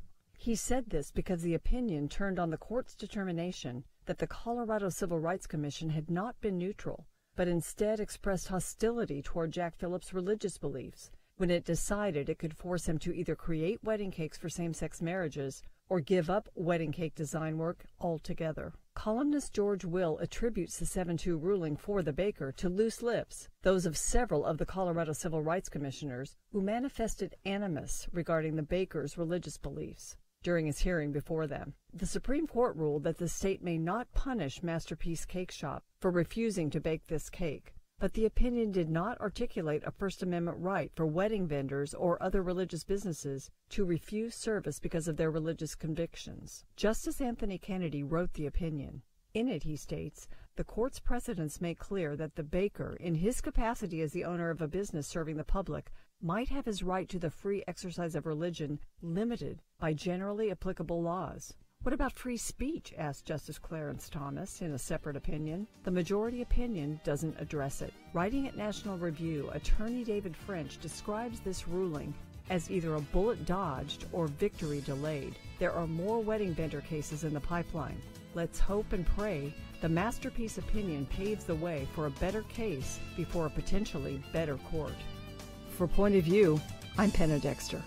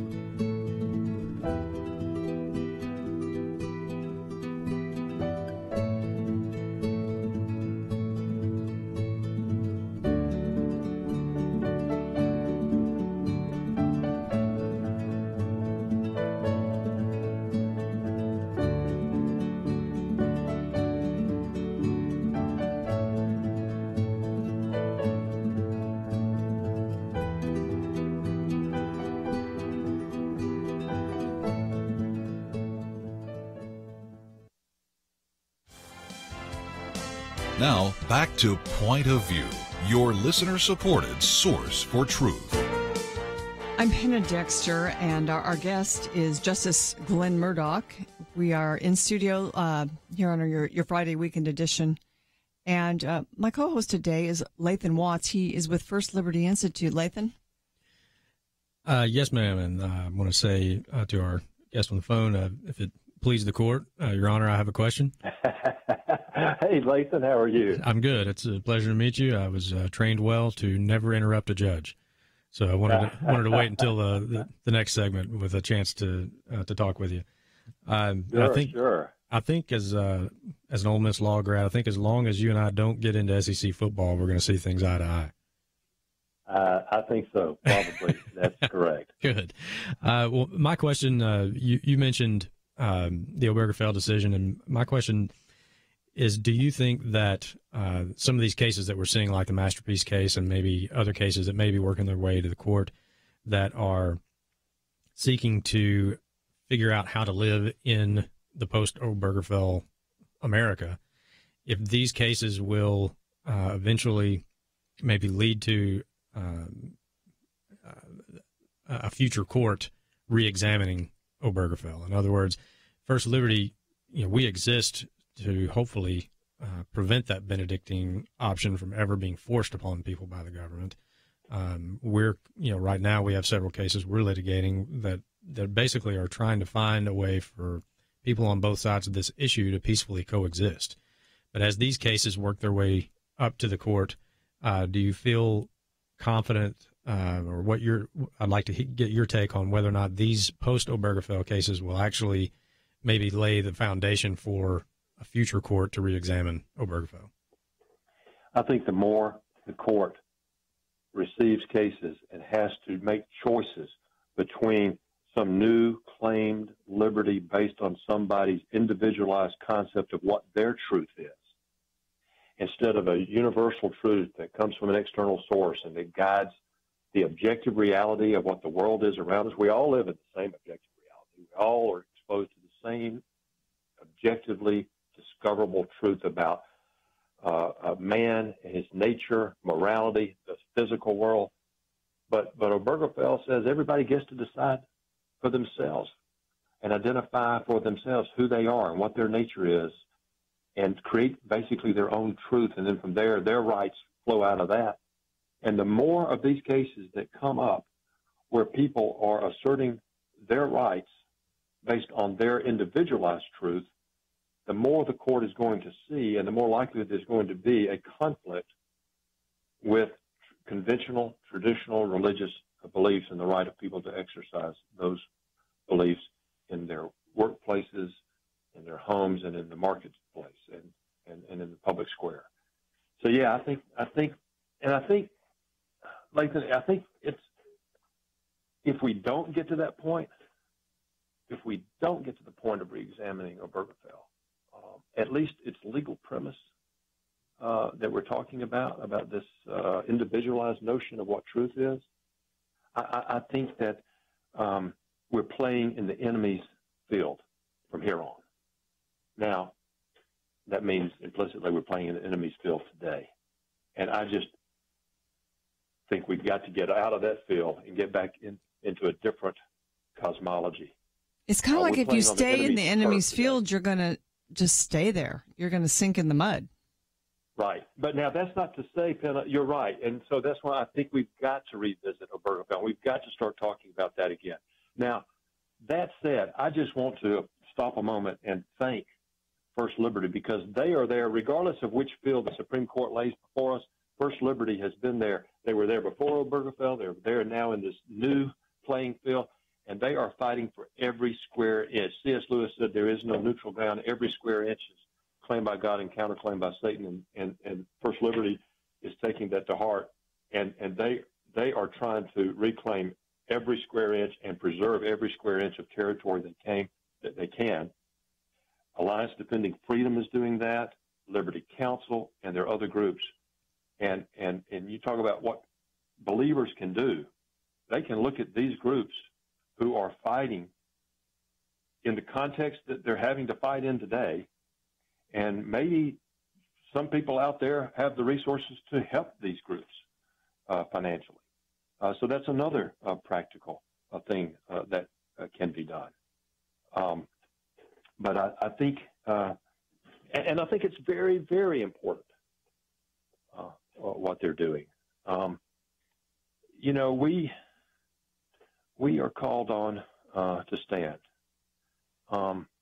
There's a song that I was exposed to when I went to a Christian adventure camp in Northern California a few years back. And it's sort of grown out of disfavor, but I love it. I'm going to ask my wife to make sure it's sung at my funeral. It's called Shout to the Lord. And there's a part of it that talks about God being our tower of refuge and strength, and mountains bowing down and seas roaring at the sound of his name. And then the refrain says, I sing for joy at the work of your hand. Forever I'll love you. Forever I'll stand. Nothing compares to the promise I have in you. Forever I'll stand. Nothing compares to the promise I have in you. Nothing does compare to the promise we have in him. We know how the story ends. Many of us lived through Palm Sunday. I think many of us consider that it's Friday in America. And evil is good and good is evil, and the crowds are crying out to crucify him and give us Barabbas once again. But we also know how the story ends, that Easter is coming. We don't know exactly when, we don't know how, but it's coming. But we also know that we're not just supposed to sit on our hands and wait for it to come, secure in the knowledge that God wins in the end.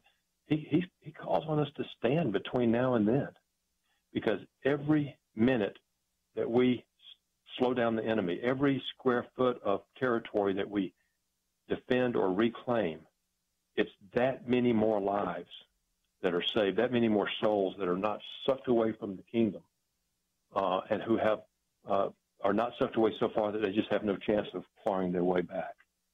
And so I think the need to fight and what these groups are doing, like Lathan's First Liberty, is just vital.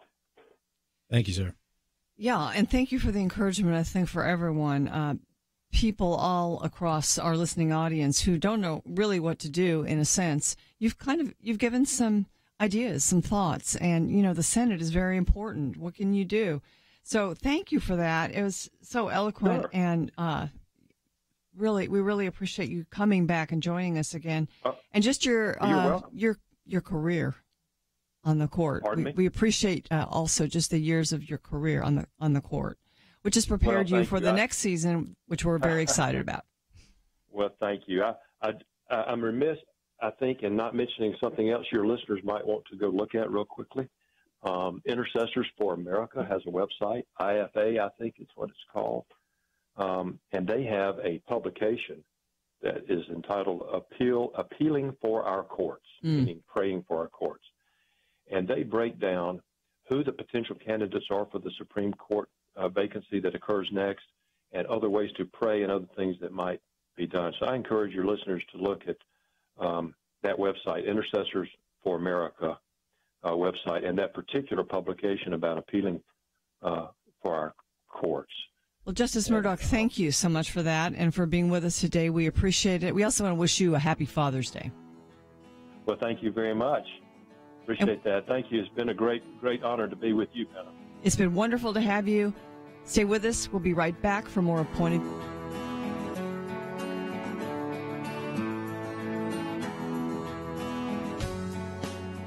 The young man burst into tears. He was in obvious distress, but thankfully, Don Blythe had the exact answers he needed. God took a chance encounter in a restaurant bathroom of all places and turned it into a divine appointment that forever impacted a young couple and saved the life of their unborn child. Don was able to help because he was prepared. And where does Don Blythe get some of the information and resources he needs to be ready for the next opportunity? He listens to Point of View. He listens because others like you took action. This is your opportunity to help equip people to be ready. And because of a special matching challenge, your gift here in June will have double the impact. You can be part of some amazing transformations, and it all starts with a simple phone call, 1-800-347-5151, or by clicking into pointofview.net. One day, you are going to make a difference. That future is now. 1-800-347-5151 and pointofview.net. Point of View will continue after this.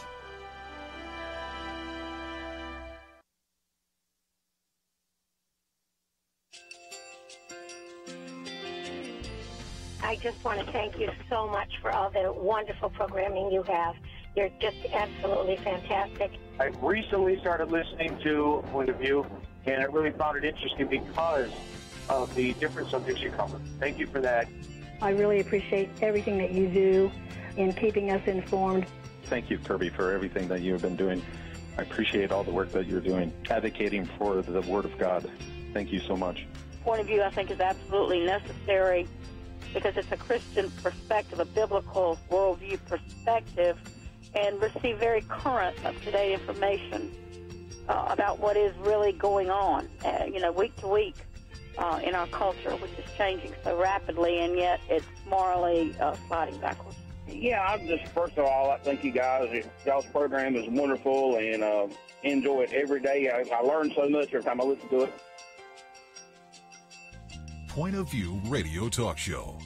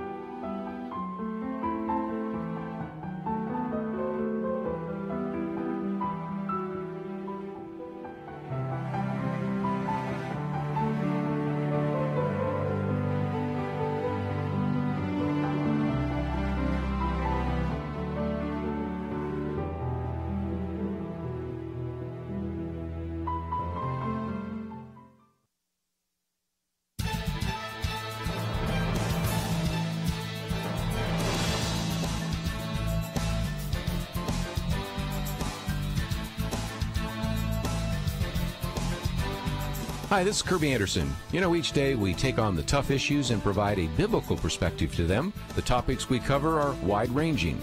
Apologetics, theology, prophecy, creation and evolution, intelligent design, marriage, family, child-rearing, the millennial generation, trends in society, politics, economics, business, religious liberty, the Constitution, public policy, foreign policy, military policy, tensions in the Middle East, abortion, homosexuality, pornography, sexual ethics, media, technology, history, and America's godly heritage.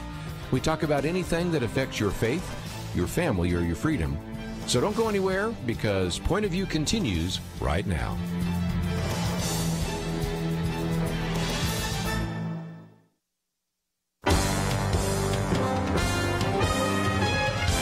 Across America, live. This is Point of View.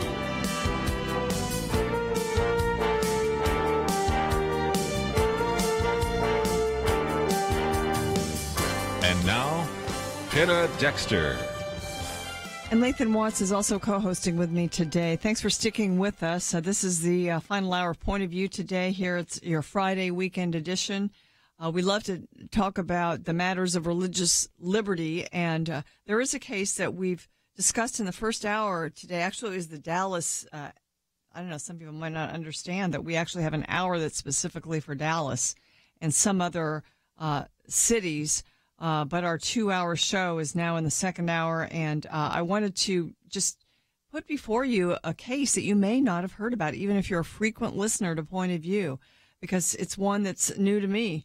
And Lathan, just explain what's happening up in New York, because there's this place called the Village of Airmont that I never heard of, but it's actually been controversial and embattled in a sense. And you guys are getting involved in riding the ship. So tell us about it. Well, thank you very much. Yes, it is. This is a new case. That's why folks probably haven't heard about it. We were just up in the Village of Airmont, New York, on June 7th. So it is very new.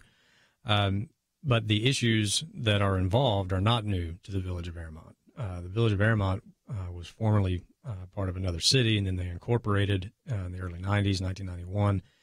And the express purpose of incorporating at the time was to use ordinances and zoning restrictions to keep Orthodox Jews from living in Airmont or living peacefully or comfortably in Airmont.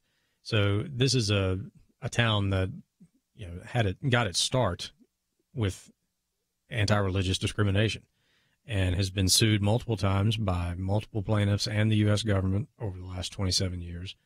And they have sort of weathered the storm, so to speak, and they've waited out other lawsuits and settled them, and they're right back to doing what they started doing. So our client is a rabbi, Rabbi Berger, who is seeking to comply with ordinances and zoning restrictions that are placed upon him that, frankly, are unconstitutional on their face, but he's a law-abiding citizen. He's trying to comply with the law. He spent years and thousands of dollars trying to comply with the law, and that law is requiring him to get the city's permission to host worship in his home, to host followers, other Orthodox Jews in his home for prayer and worship. And he's done that. He has. He has had people in his home, as is his right, as is every American's right, to pray and worship as they see fit. But he was ticketed by the Village of Airmont. This is why we were in court in Airmont, New York, last week. He received a ticket for 2 violations that he was facing up to $1,000 fine and up to a year in jail for hosting people in his home to pray. Now, I don't know about you or any of your listeners, but that is unconscionable to me in the United States of America. This should never happen anywhere in the United States of America. And the fact that it is it's disturbing, to say the least. First Liberty Institute is thrilled to be involved in helping Rabbi Berger. We sent our attorneys up there. The charges against him have been temporarily dismissed while we consider other options in dealing with Airmont. But thankfully, Rabbi Berger is not looking at a $1,000 fine and a year in jail for allowing people to pray in his home. It's been going on way too long in Airmont. It is 27 years. Enough is enough. We are looking forward to resolving this for Rabbi Berger and others in the village of Airmont. He's not the only person up there that has been hassled and harassed, frankly, by city officials. So I would encourage. So whatever you get done is going to affect a lot of people. It is, and I would encourage your listeners to go to firstliberty.org. You can read more about the case there. And also there's a place on our website you can sign up to receive updates directly from First Liberty, because I can promise you there's going to be more to come when it comes to Airmont, and you will want to pay close attention. So firstliberty.org, you can sign up there, give us an email address. We're not going to spam you to death, but we'll keep you updated, because frankly, the cases like this are coming more and more often. Our attorneys are all over the country fighting battles like this, and you're not likely to hear a lot about them in the news unless you're listening to programs like this. So communicate with us directly. Let us keep you updated on these cases, and you can do that at firstliberty.org. You know, this whole idea of the government being able to stop someone from really stymieing the idea of your place of worship, or, sometimes it's a city that won't allow a church to locate in the city limits, or make the renovations to expand its current location, things like that. And this was supposed to be protected by a law, Religious Land Use and Institutionalized Persons Act. Wow, long, RLUIPA.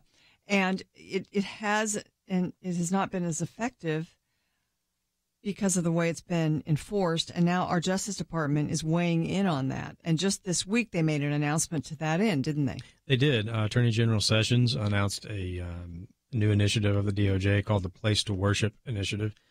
And really what it is just a reaffirming of RLUIPA and calling on the Justice Department to step up its efforts to enforce RLUIPA and to stop cities from doing things like this. The Attorney General at the announcement said, under the laws of this country, government cannot discriminate against people based on their religion, not in law enforcement, not in grant making, not in hiring, and not in local zoning laws. And so that last part, the local zoning laws, if you weren't following cases like the ones that First Liberty has been involved in, that might have sounded odd to you, but that is exactly what this law is intended to prevent. And unfortunately, people don't tend to pay a lot of close attention to municipal government, even though it's the government that's closest to them. It's a big part of your tax bill, but you look at voter turnout in municipal elections versus statewide or national elections. Unless it affects you. Right. Then you pay attention. Exactly. So I would encourage people to start paying attention. If this sort of thing is going on in your town, if you're affected by it, come to firstliberty.org. Right there at the top of the page, it says, get legal help. You can let us know what's going on with you. You'll get a call back from us. We'll hear about what's happening with you, and we'll see if there's a way we can help you. If you want to learn more about this case, the Airmont matter that First Liberty Institute is involved in, you can go to pointofview.net and click through to First Liberty, or just go to firstliberty.org. And we've also posted an article at pointofview.net today about the Justice Department's new initiative aimed at stopping discrimination in cases such as Airmont and many other cases. That's not the only one, but it was just interesting that we had a case to discuss today, and the Justice Department did take this action this week, though it's an article from the Washington Examiner, and you can get that again by going to pointofview.net. We've got all our guests, their bios. The articles that we are discussing today are all posted there. It's a tool for you. And, I don't know if you know this, but you can also listen to former shows. If you go, you can just hit the shows button and you can go back and find some show that you might have missed that you want to catch or listen to again or share with somebody else. That's all available to you. The donate button is also there, and we ask that you make good use of that. Well, next up, we're going to go back to the story I teased. In California, they're going to censor books in a way that you're going to find disturbing.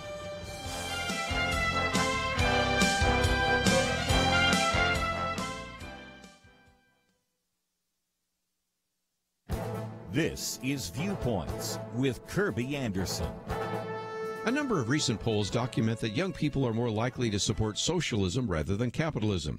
This is no doubt due to the popularity of Senator Bernie Sanders, as well as the lack of understanding of what free market capitalism provides in terms of freedom and economic development. That is one of the reasons I put together a point of view booklet on a biblical view on capitalism and socialism. In a recent column, Professor Walter Williams explains why he believes so many young people prefer socialism over capitalism. He believes it is a result of their ignorance and indoctrination during their school years from kindergarten through college. For the most part, neither they nor many of their teachers and professors know what free market capitalism is. He also believes that free market capitalism is disfavored by many Americans not because of its failure, but because of its success. He says free market capitalism in America has become so successful in eliminating the traditional problems of mankind, such as diseases, pestilence, hunger, and gross poverty, that all other human problems appear both unbearable and inexcusable. He also adds another factor I've discussed in previous commentaries. The younger generation is less likely to identify socialism with the brutality of communist regimes in the 20th century and instead think of socialism in European democracies. In my booklet on capitalism and socialism, I take the time to define the terms since so many misunderstand what these two economic systems entail. And I also answer the oft-asked question, doesn't the Bible teach socialism? I would like to send you a copy of my booklet when you sign up to receive my daily Viewpoints commentary at pointofview.net/daily. I'm Kirby Anderson, and that's my point of view. Take Kirby and the Point of View team with you on the go with the Point of View app. Search for Point of View Radio at the Apple or Google Play stores.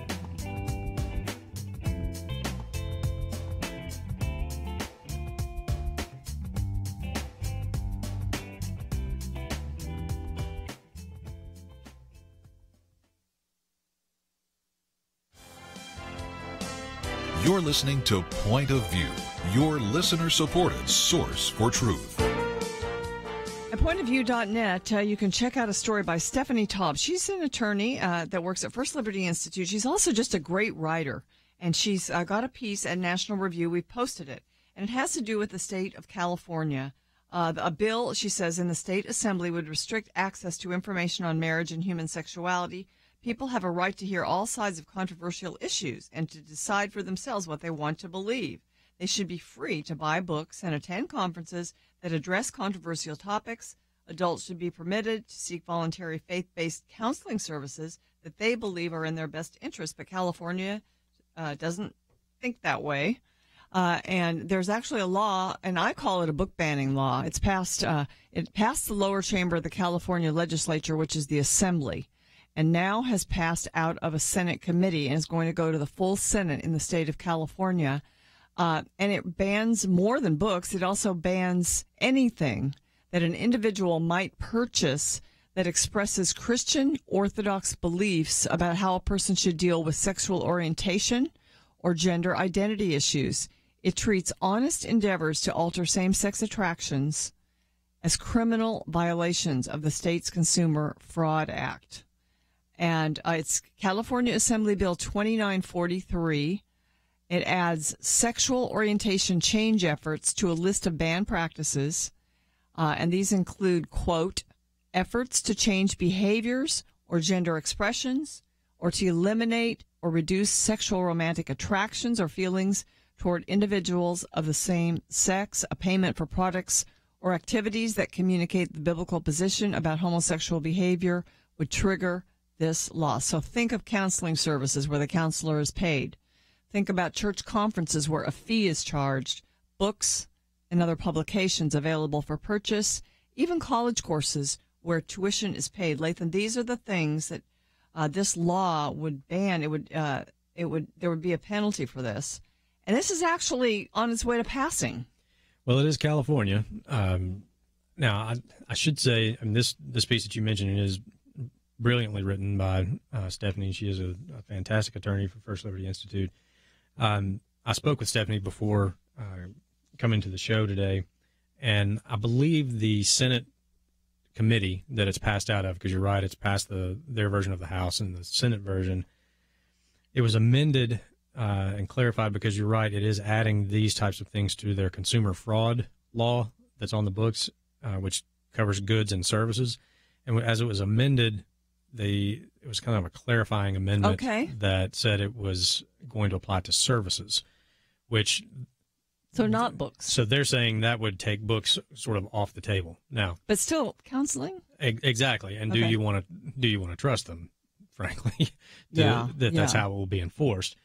But you're exactly right as to the counseling services that are available there. And when you think about it, it's not as if these counselors out there are driving around, with their windows down and a bullhorn, announcing counseling to the general public. If somebody is receiving these services, it's because they sought them. It's because they wanted help with this. They went to a Christian counselor. So California wants to say you can't have help. That's exactly what California is doing. They are invading not only free speech rights, but the relationship between a counselor and a patient, and telling a counselor what they can and can't help someone with. I mean, it's a huge spectrum of speech would be considered unlawful by this bill, and it's not just traditional views on marriage that are particular to one religion. I mean, any religion that they're Muslim, Jewish, Christian, the faith doesn't matter. It would cover all of those if you are counseling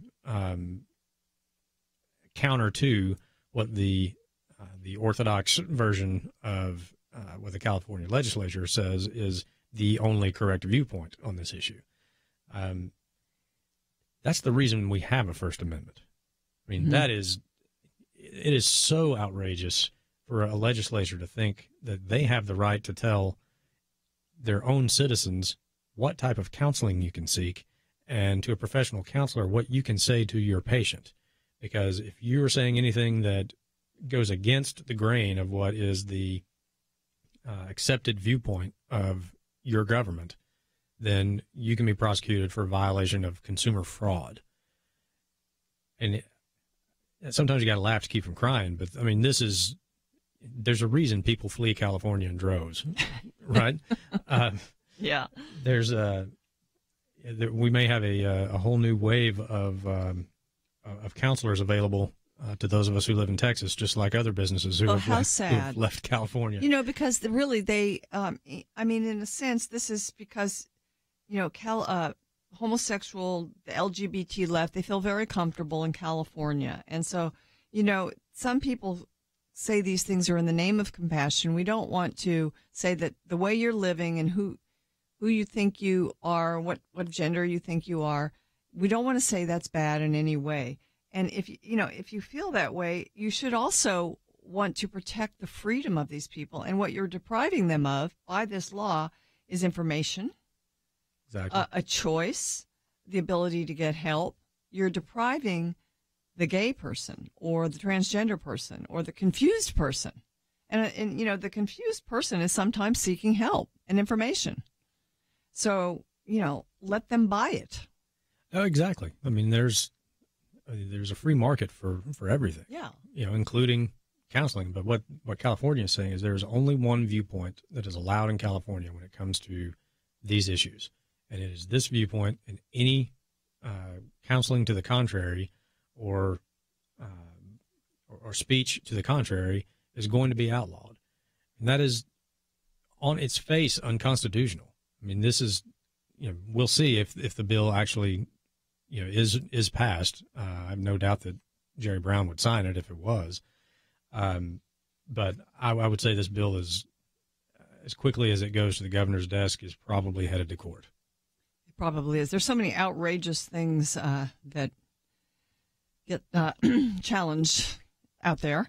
And again, we have the Ninth Circuit Court of Appeals. But give us a call, 800-351-1212. We know this effort is not okay. It's not constitutional. Do you disagree with us, or do you just want to make a comment on it? We'd love to hear from you. 800-351-1212. There's one more thing I want to bring up before the break, and a lot of people have probably heard about this in the news. I don't know if you're a CrossFit person. It's a little too ambitious for me, but a spokesman for CrossFit lost his job this week because he basically made I thought a pretty bold statement. You're familiar with this incident. Why don't you talk about it, Lathan? Sure. So the employee of CrossFit, he made a comment on Twitter.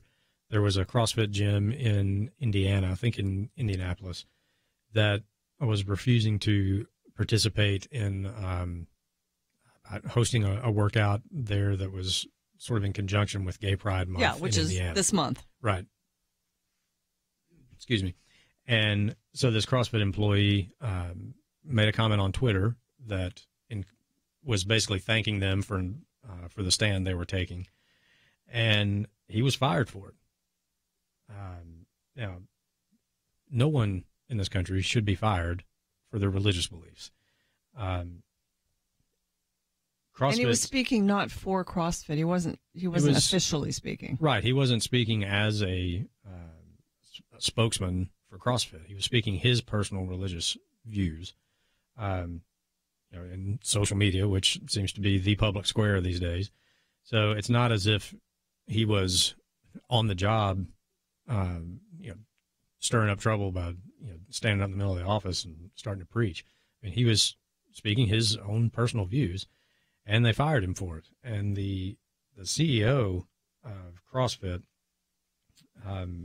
in dealing with the issue, had some really nasty things to say, not all of which I can even say on the radio, but part of his quote was that he needs, referring to the employee that was fired, he needs to take a big dose of, and here I'll just clean this up, and hide out for a while. He went on to say, to have some zealot in his off time do something this stupid, we're all upset, the whole company is upset. So it wasn't enough for him to fire this person. He also had to verbally harass him and basically try to bully him into silence with this quote. And CrossFit's official statement they put out said, CrossFit is a diverse community in every way, and that's what makes us strong. No matter who you are, how you're built, what you believe, or who or how you love, we are proud of you. He just violated that. He obviously is not proud of his employee. Yeah. All right, ladies and gentlemen, we're taking your calls, 800-351-1212. We will be back with more of Point of View.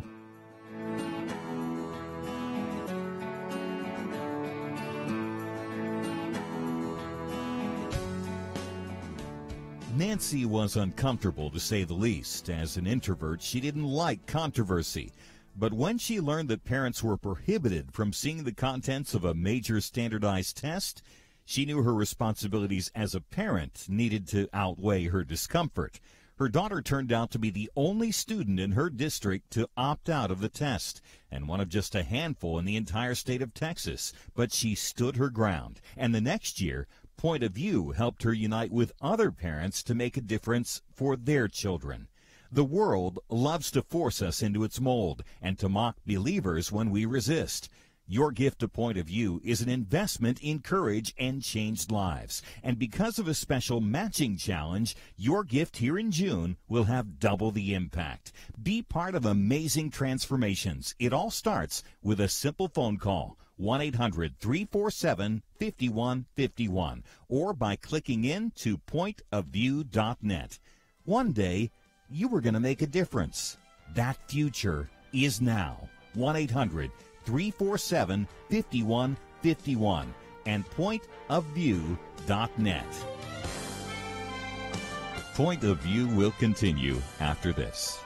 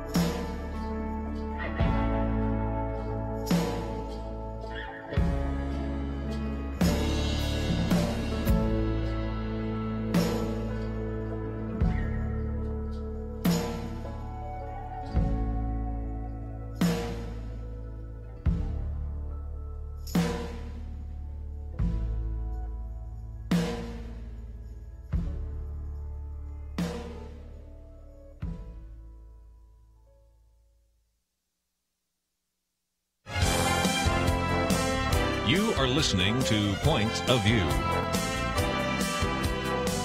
The opinions expressed on Point of View do not necessarily reflect the views of the management or staff of this station. And now, here again is Penna Dexter. We're taking your calls at 800-351-1212. You know, if you're, I don't know, maybe some of you are CrossFitters and you participate there. So if you're a CrossFitter and you agree with the stance of Russell Berger, who basically was happy that there wasn't going to be a gay pride event at a CrossFit facility and stated so, are you going to still be welcome at CrossFit as one of their participants? Good question. That's one of our questions, and you can call in and answer that if you'd like. We'd love to hear CrossFitters across the country call in and talk about this today. 800-351-1212. We've got a lot of calls today here in the final half hour of Point of View. Let's get to it. Let's go to Mary in the state of California. Hi, Mary. Thanks for calling. Hi. Thank you for taking my call. I was just real curious. I learned so much from your program. I want to thank you, first off. Second off, my question is, did we vote on that? How does something, prior to the break, you were talking about the fact that thing about the counselors is going up. Did we vote on that? No, but your legislators did. Your state assembly members already passed it, and a committee of your state Senate has passed it out. It will now come before the Senate. So it's the legislators in California who are passing this. That's usually the way government works. I know you've got a lot of referendums out there, but that wasn't one of them. They can do that without asking us as the population, as the people of this state. Certainly. They can just. They're the people that you've elected. They can do it, but not that it's constitutional. It's not a constitutional action on their part, though. Because but it will become law, or it could become law. Right. That we have to follow, and I don't know anybody that would say that would be okay. Well, I think the ladies and gentlemen of the California legislature who were elected, I think that there are plenty of people who think that it's okay, and that's why they think they can get away with it. So your original question, did you get a chance to vote on it? No, you didn't, but you will have a chance to vote on those elected officials in the next election cycle, and that's the only way things like this will ever change in California is you start electing people who respect and adhere to the Constitution of the United States. Well, thank you for saying that. I hope all of California's listening. I hope everybody goes out and votes for different people. Amen. Hey, listen, Mary, thanks for calling in. Well, thank you for explaining that, because I was so bewildered. I just can't believe it. I'm like, oh my gosh, California's it's not the people, but we're electing the wrong people, obviously. Yeah, unfortunately, everybody thinks all the people that live in California are as crazy as some of its lawmakers. Let's go to North Carolina and speak with Ross. Hi, Ross. Thanks for calling in. Yeah, hi, ma'am. Thank you very much for taking my call, and thank you very much for this point of view. Thank you for listening. I just want to, reiterate, it's not really a question. It's the, just as the woman was just calling up about the election, I'm dumbfounded. We're sitting in a situation that I was in the military for almost 30 years, and, we had to go through our period of accepting homosexuality, accepting females, and all those type of things. And some things to understand were the right things, and that is treating people with respect. And that's what the Bible teaches us. Whether I have a view against it or not, I still have to love and treat them with respect. My issue about the whole thing is even though you tell your children that smoking and drugs is wrong, swearing is wrong, we can still tell people that homosexuality is wrong. It doesn't mean that we need to persecute you.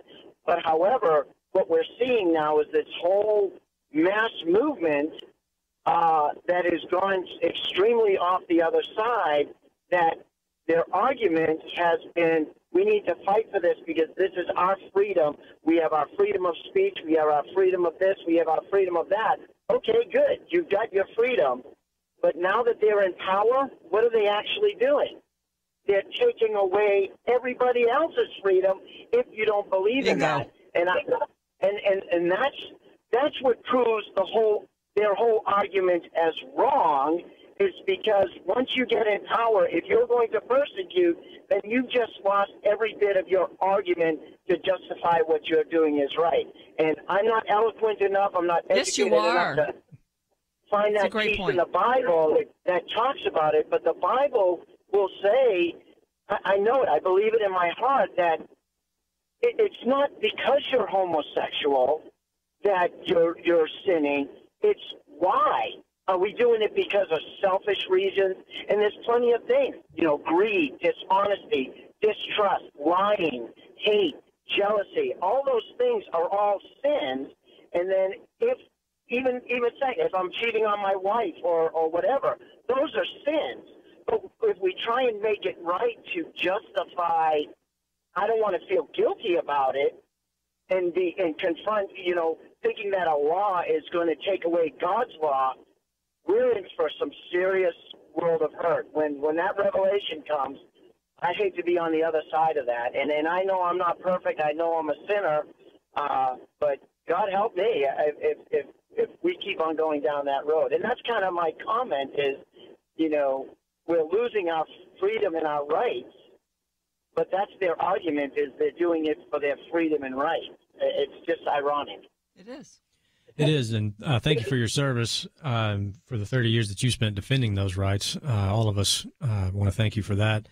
But the point he makes is exactly right. This tolerance of only being a one-way street, that people are required or are expected to tolerate certain things, but that tolerance is not extended to their point of view. And that's exactly what California is doing with this law. And they're saying there's only one viewpoint that will be allowed to be expressed on this issue. And you used to hear in conversations and even in debates, I disagree wholeheartedly with everything you're saying, but I would die for your right to say it. And you don't hear that anymore. Now you hear, I disagree vehemently with what you are saying, and therefore you must be silenced. And that's exactly what California is trying to do with this bill. And the answer to speech you don't agree with is more speech. It is speech to debate that. It is not to silence the speech with which you disagree. Ross, thank you so much for calling. Do you have a final comment? No, I mean, one of my arguments that I've tried to use against myself to making sure that I'm doing the right things and not prejudging and allowing them to live their lives and everything is, you hear so much of the reasons that, a lot of these kids were committing suicide because they felt so guilty about, being homosexual and they were afraid to come out. I agree. That's wrong. That's wrong that you should have to do that. And I agree that it's wrong for me to put so much pressure on you to feel that you need to take your life. We need to teach better how to understand that. But here's the argument back. If you ask any one of those LGBTs, the one that were in the Pride, and say, you know what, the father just committed suicide because he felt that he failed his child in teaching him God's law, that he took his own life because he failed it, they would turn around and say, well, serves him right.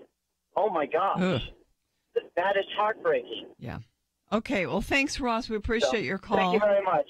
Well, ladies and gentlemen, we do have a full bank of phones. We're going to try to get to as many as we can in the next segment, but we only have another minute or so before this break, so we'll wait over the break. I do want to, because we might not get a chance at the end of the show, to wish all the fathers out there in the listening audience a happy Father's Day, and also to you, Lathan. I know you've got 2 daughters, and Andrew and Steve and Warren and Kirby and all of you.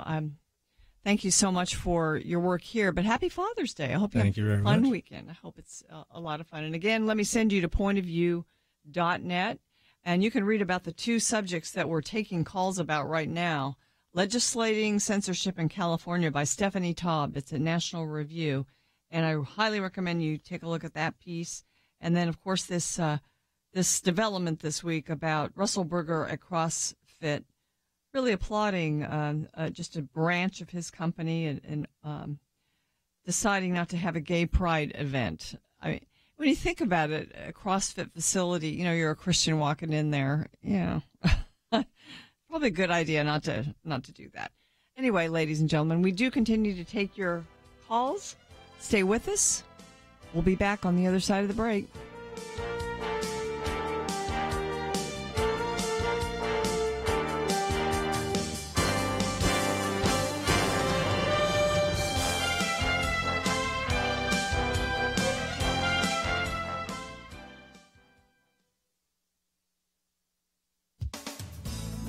The Colorado cake baker won his case at the U.S. Supreme Court, but was the 7-2 ruling only for him? His attorney, Kristen Wagoner, says Jack Phillips is not the only winner. She wrote in the Washington Post that many other artists who share Phillips' religious belief will benefit from the decision. David Cole, the ACLU lawyer who represented the homosexual couple who requested that Phillips design their wedding cake, says, "We lost a battle, but won the war."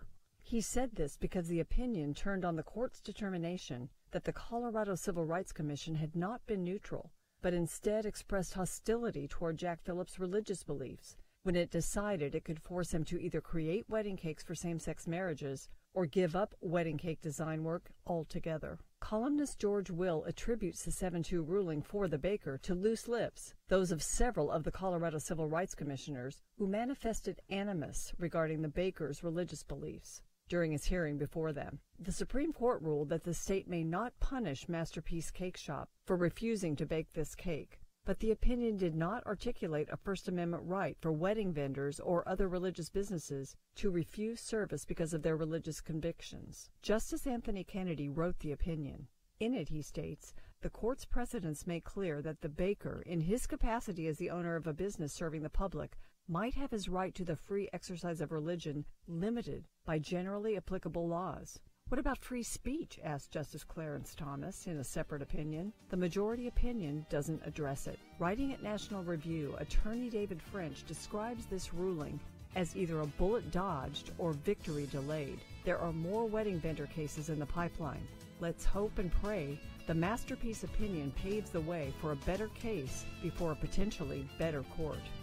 For Point of View, I'm Penna Dexter.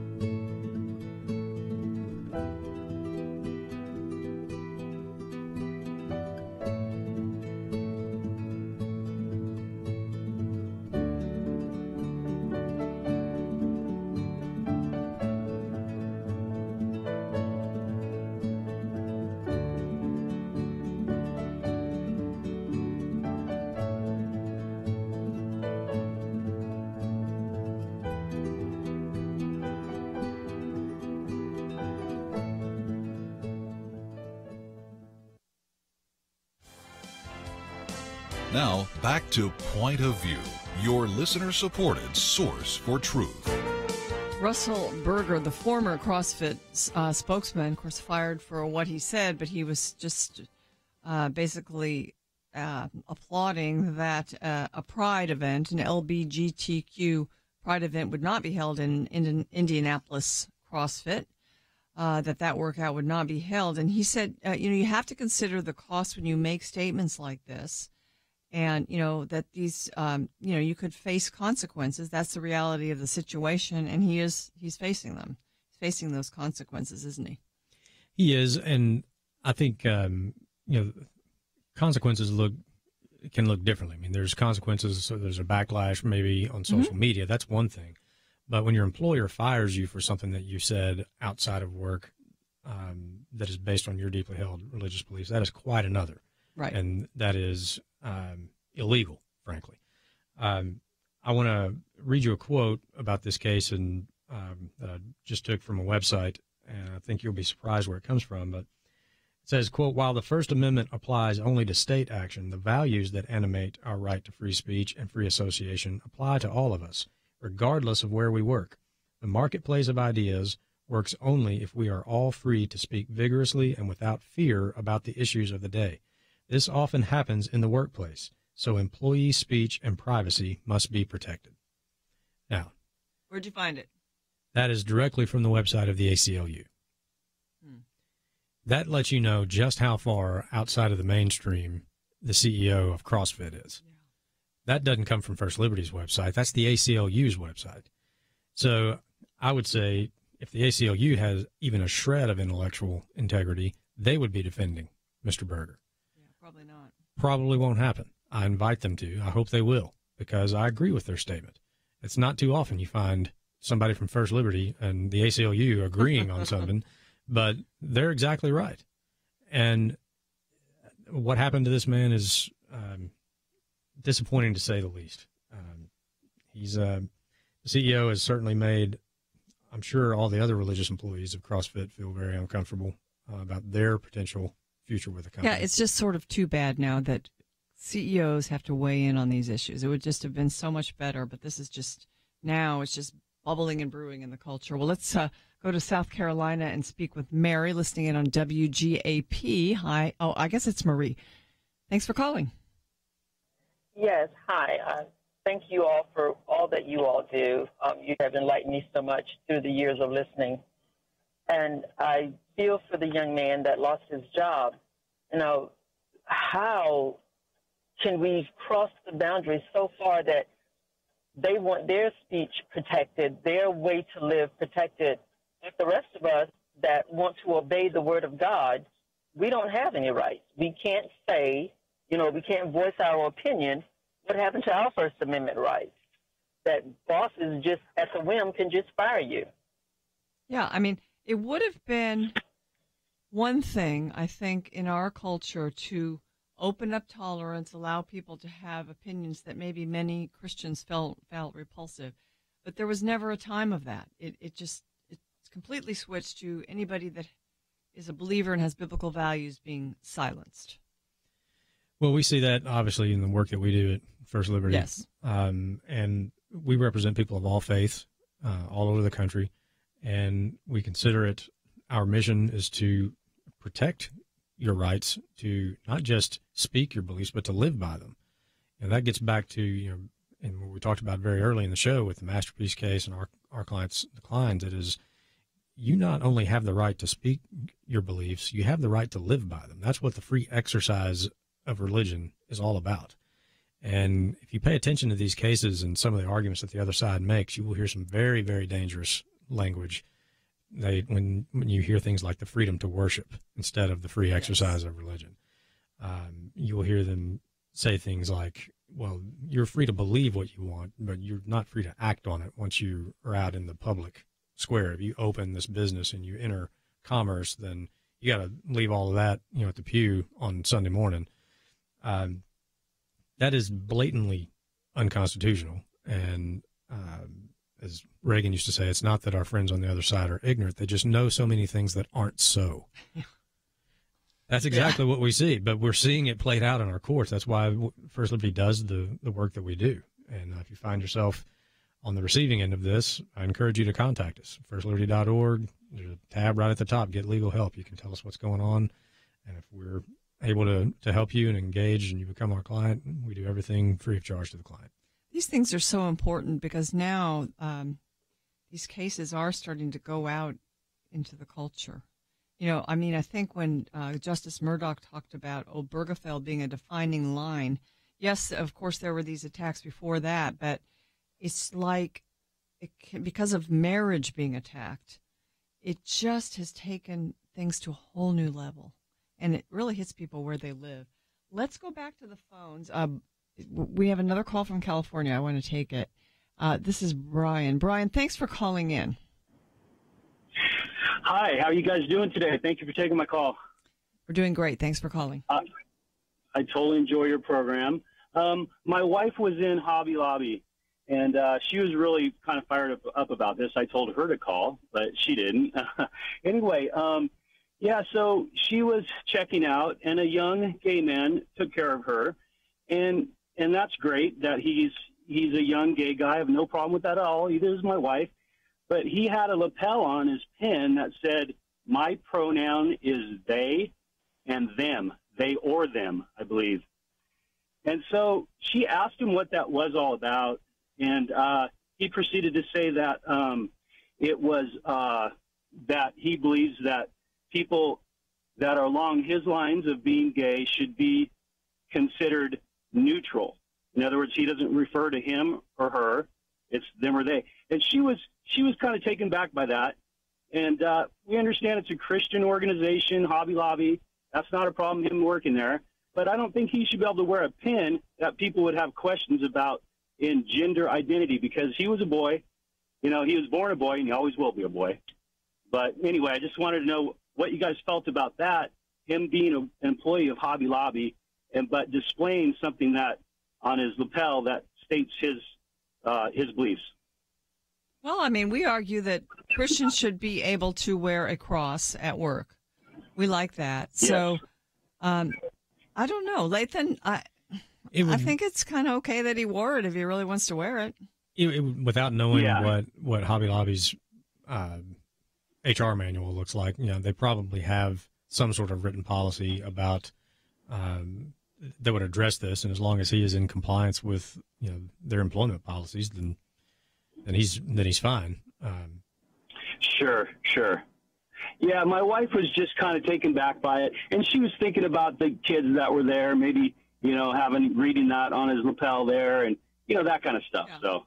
Yeah, you know, but, you know, I think if we're going to be consistent, this is just my opinion, we argue for the free marketplace of ideas, and even especially Hobby Lobby, because they've already been in the Supreme Court for, you know, a values-based position they took. So that maybe this is just one area where you have to say, okay, this is our society, and we allow all opinions. That's right. Yeah.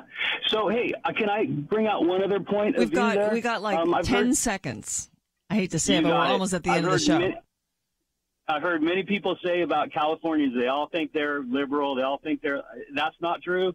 In the election, the majority of the Reds were right along the coast, Southern California, and also the San Francisco Bay Area. Every place else was red. That's all I had to say. Yeah. All right. Well, thank you for calling. Thank you very much, guys.